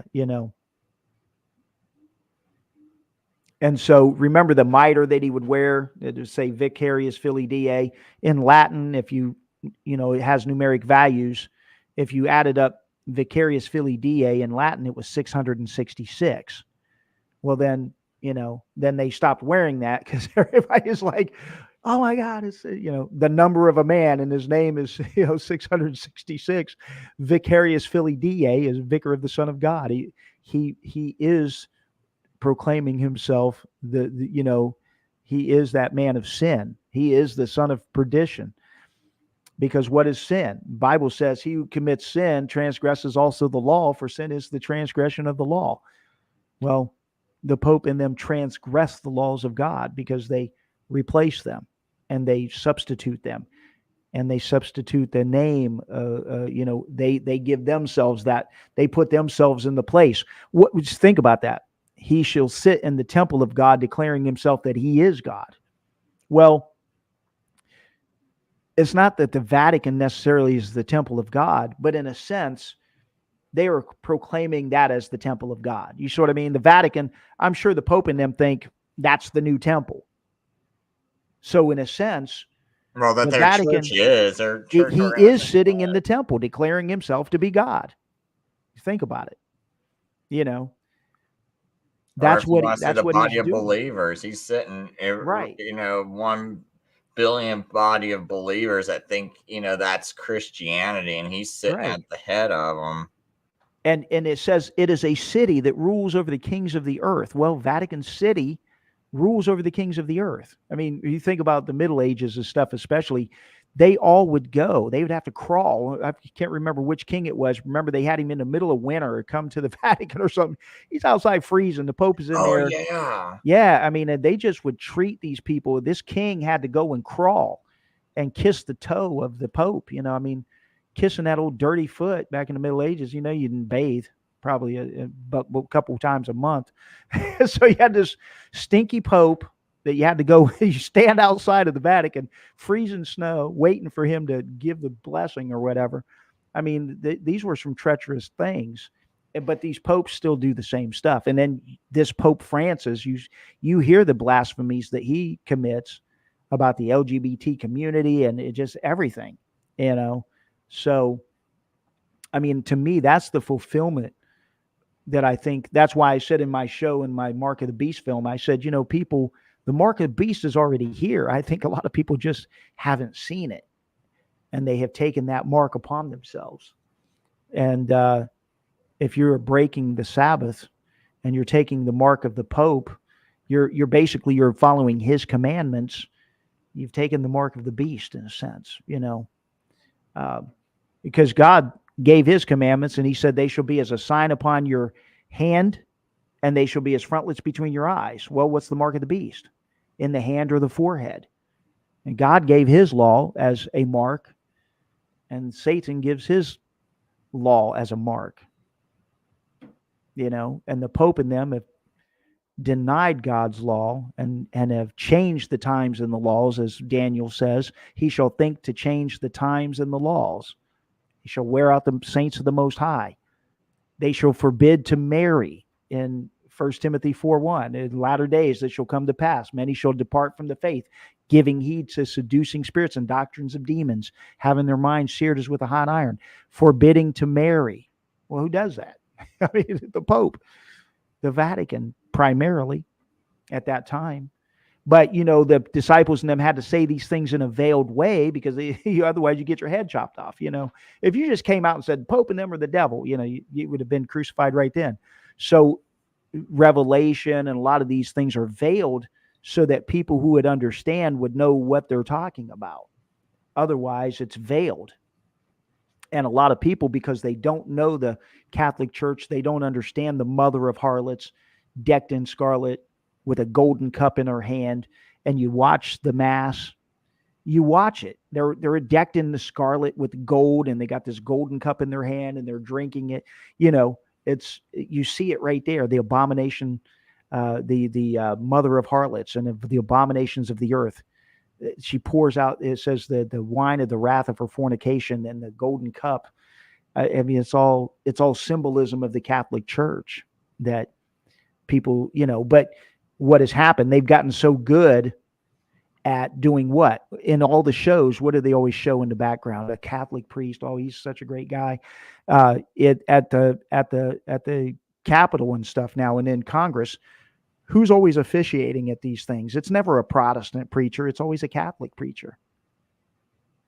Look at Georgetown University. Look at all the universities across the United States. A lot of them are Catholic. You know, they're basically in control. So people say, well, the Jews are in control and it's a big Jewish conspiracy. Well, the labor Zionist Jews are loyal to the Catholic Church. That's what people don't understand. Yeah, he's a Jesuit. You know, I mean, come on, people. You know, yeah, there's a lot of Jewish people that are in high positions of power and stuff, but they are loyal to the Catholic Church. You know, the Rothschilds. You know, everybody talks about the Rothschilds, right? Look up the Rothschilds. Do you know that the Rothschilds are the accountants for the Vatican Bank? So, oh yeah. They are accountants for the Vatican Bank. So who's really in charge? It's the Vatican. You know, that's how powerful the Vatican is. If you look at the Rothschild, they're worth, I think their whole family is probably worth in the trillions. I know that. The last time I seen a report, and I don't know how accurate it is, you know, they've got castles all around the world, and this and that. If you think they've got money, wait till you see the Vatican. The Vatican, you know, remember who was it? Malachi Martin that wrote the Vatican's Billions back, 30 years ago or something. And he talks about it. There is so much wealth in the Vatican and the catacombs underneath the Vatican and stuff. They've got so much gold and jewels and things. They've got wealth that no one knows about. Thank you very much. Because they don't disclose that wealth. Yeah, and then you got Vancell. That's Vancell right there, the head of Moderna, the CEO of Moderna. Oh, yeah. On his Jesuit education 2 days before the 2021 Vatican Health Conference. And he's saying, like, in this video, he goes, yeah, I had a good time with the Jesuits. Oh, yeah. So it's just like, you know. Right. And you go see all these business leaders go bow before the Pope and all these companies you hate, like Monsanto, and you don't like your GMOs. Well, Monsanto, how does Monsanto get through legislation? Well, they don't even bother to bribe our politicians. They just go straight to the Vatican and go talk to them, and then they're passing the bills. Exactly. Look at the COP28 thing going on with the climate. It's the Pope and them that endorsed it, and they wrote the encyclical letter Laudato Si, a 7-year agreement. Not saying the 7th year, it is 7-year agreement, but it's not. That's not the covenant with many, you know. But he does. They do the Laudato Si, which is pushing climate change and backing the World Economic Forum. So the Pope and them are backing this World Economic Forum Agenda 2030 program for massive depopulation, you know, all of the controlled city grids and all of these things, you know. So it does. That is what the New World Order is about. Catholicism means universal. Catholic means universal. And so the Pope and them are trying to regain that Roman domination around the earth. Yeah, then they had that one thing that was sponsored by, gosh, man, I can't think of it. It was like the Rockefellers or the Rothschilds. And then you got the Pope doing that whole inclusive capitalism thing that he's got going. Oh, yeah. With the ESG scoring system and all that, are you talking about? I think that might be it. Has something to do with the environmental social governance scoring and it's shareholder capitalism. That's all a part of the fourth revolution or the fourth industrial revolution, Agenda 2030. It all boils down to that. You know, a lot of people don't realize too, and I mean, Chris, you know, if anybody knows, Ignatius de Loyola, who started the Jesuit priesthood, and then who came from the Jesuit priesthood? Who broke away from the Jesuit priesthood and started the Illuminati? Adam Weishaupt. He was an ex-Jesuit. or they say he was ex-Jesuit. Right. But That's what I think. They say yeah, he's ex-Jesuit. right, because they, didn't want to then tie him, but he was a Jesuit who started the Illuminati in 1776, May 1st, I believe. And then, so, and what came from there, they then crept into all the Masonic lodges, and Marxism and communism. All of that spawns from a lot of that, a lot of the early. Oh yeah, here's But it always amazes me when people like just brush the Pope off, like, oh no, they don't control anything, and you right, see all these, like, Christian ecumenical councils where like the leaders of all the big denominations of so-called Christian churches are all lining up. They'll bow to the Pope. The Pope's just sitting there or standing there while everyone comes up to him and bows to him.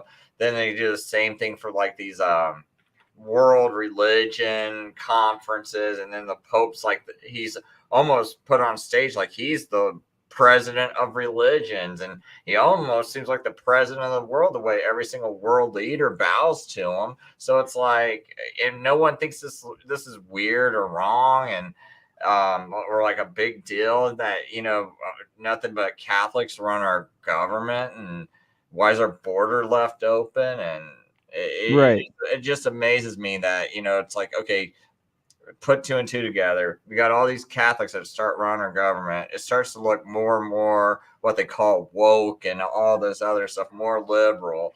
And right, we're like, man, we got some kind of problem going on here. Why is our border left open? Well, we look south. Okay, 90% or more of those people are Catholics in those countries. Huh. Our country keeps getting more and more Catholic, and we keep letting more and more in. It's like put two and two together, and people like they don't want to do it. And I'm like, well, why would the Jews do it? It's like they ain't Jews trying to cross that border. well, on a lot Since we'd have a wall.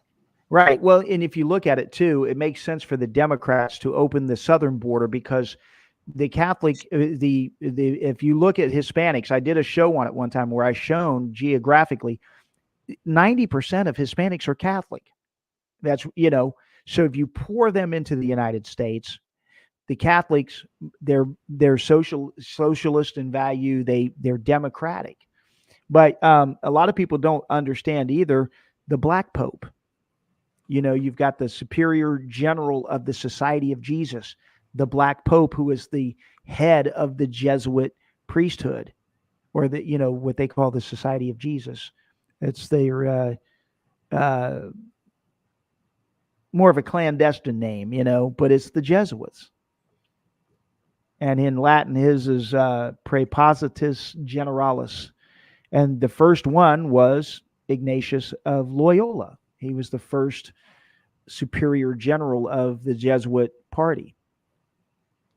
And a lot of people, they don't understand about the Vatican and the assassination of Lincoln, the Civil War.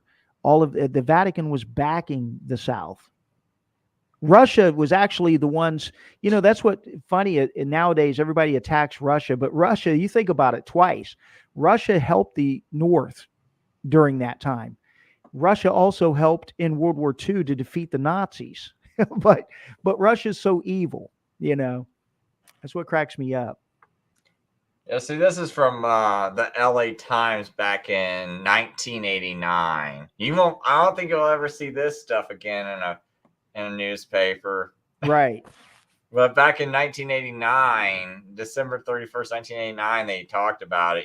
Surratt, a young Confederate spy who conspired with John Wilkes Booth to abduct Lincoln in 1864, fled after Booth shot Lincoln on April 14th, 1865. Surratt, a devout Catholic, right, changed his name to John Watson and joined Pope Pius IX's Zouaves regimen. So, yeah, I mean, that's just coming from just like a mainstream random source. There's like books about it. A brigadier general named Thomas Harris in 1890 wrote a book called the Rome's responsibility for the assassination of Abraham Lincoln and details how all 10 co-conspirators were Roman Catholic. Said there was enough evidence to convict the Pope. So, and what's weird is I'm going to go ahead and close the show down, but it's just, you see the same power that was persecuting all these Christians and doing the same to, like, you can just see how it was like starting to build up, man, with the Quartodeciman controversy and the persecution and the killing and the murdering of those people, and how as soon as that Rome basically handed its power over to them, man, it just like it's almost like they became like, that was when that restrainer, which I think was Rome, to be honest, when I'm reading that Thessalonians, many people might disagree with me. I think that was the restrainer gets pulled out of the way, and then the Pope, the Catholic Church, really rises up. Right. Yeah, I'll let you go, man. I'm going to read a very, very small excerpt real quick. The Jesuit Oath. My son, heretofore you have been taught to act as a dissembler among the Roman Catholics, to be a Roman Catholic, and to be a spy even among your own brethren, to believe no man, to trust no man, among the reformers to be a reformer, among the Huguenots to be a Huguenot, among the Calvinists to be a Calvinist, among the Protestants generally to be a Protestant, and obtaining their confidence to seek even to preach from their pulpits and to denounce all with all vehemence in your nature our holy religion and the Pope, and even to descend as so low as to become a Jew among Jews. That's funny that he descends so low. But, to become a Jew among Jews, that you might be enabled to gather together all the information for the benefit of your order as a faithful soldier of the Pope. And you can read the Jesuit Oath, people. It's real long, so I'm not going to say or read it all, but it's crazy that people don't understand, the history, and especially a lot of Protestants today. A lot of people don't even know why they're called Protestants. They don't understand protest. They don't understand the 99 Thesis of Wittenberg and Martin Luther, and they don't understand the Huguenots and the Waldenses. They don't understand history, so that's why they're so confused nowadays about the Bible. So. I was thinking about Elijah Lovejoy. Just because this ties kind of in, because Elijah Lovejoy was a guy who sparked the abolition movement, and the people that came against him and would destroy his press were Roman Catholics, and when they killed him, that's what really ignited it, because people were mad at the Roman Catholics, and that seemed to be the one thing that really sparked it, was when they killed him. But they had to destroy his press and everything, and so it's always kind of seems like it's always was slowly building up to the Catholic Church being behind starting this war, even if you look back as far as Elijah Lovejoy. Well, check this out. At the last sentence in the Jesuit Oath says, "Go ye therefore then into all the world, and take possession of all the lands in the name of the Pope. He who will not accept him as the vicar of Jesus and his vice regent on earth, let him be accursed and exterminated." So it's almost, remember, Yeshua said, "Go ye forth and preach the gospel to all the earth." But the Pope is like, "No, go out and get all my land back. And if they don't believe I'm Jesus Christ on earth, they need to be cursed and killed." It's almost like Satan trying to get all of his land back. Exactly. Like his world, because, remember in Daniel, it's they say that rock that hits the feet of the statues, the Christ, right? Or the kingdom of God hitting that. But it's almost like it hits that, and now the devil is in the form of the Pope trying to grab get all his control back. Exactly. I'm not saying that's how it is. I don't know. I just kind of I know what you mean. For a second when you read that, and because I never even, I'm not saying that's how you interpret scripture. I'm just saying that thought popped in my head when you said that. Right. No, there's you can take if you even go back and read the commentaries and stuff, the Pasharim they call them in the there's a difference between saying something is doctrinal and also expanding on something in the Bible. It's not that you're trying to make a doctrinal statement, but sometimes you're just trying to get an idea or a picture of something. It's exactly what it is. I mean, it's amazing with all the wealth of information about the Catholic Church and the history that people don't know who this is, That's all. All right, So man. I think this is a good place to take leave shows it. like yours and possibly mine to do that, to wake people up to it. But yeah, man, I appreciate you letting me come on. I'm going to get off here too myself. I think that was a great way to end it, man. I liked you reading that, and that was kind of an interesting thought too. So yeah, sometime we ought to go over that, just like go through and read the whole Jesuit oath and kind of break it down and discuss it. That would be an interesting thing sometime. Oh, that's cool, man. There's a few people that would definitely want me to talk about that more. So. Yeah, I think that would be cool to go through some of that stuff, because I think that will help people to understand. There's a lot of good Catholic people out there, I believe, that love the Almighty, and they believe in the Messiah, but they've been taught these traditions and stuff, and they just don't know. And I think maybe if they could hear it, they would go, wow, this is crazy. So. All right, Mark, thanks for coming on, man. And thanks everyone for watching. Hope someone learned something. I'll see you later. All right. Have a good night. All right. Yep. Later.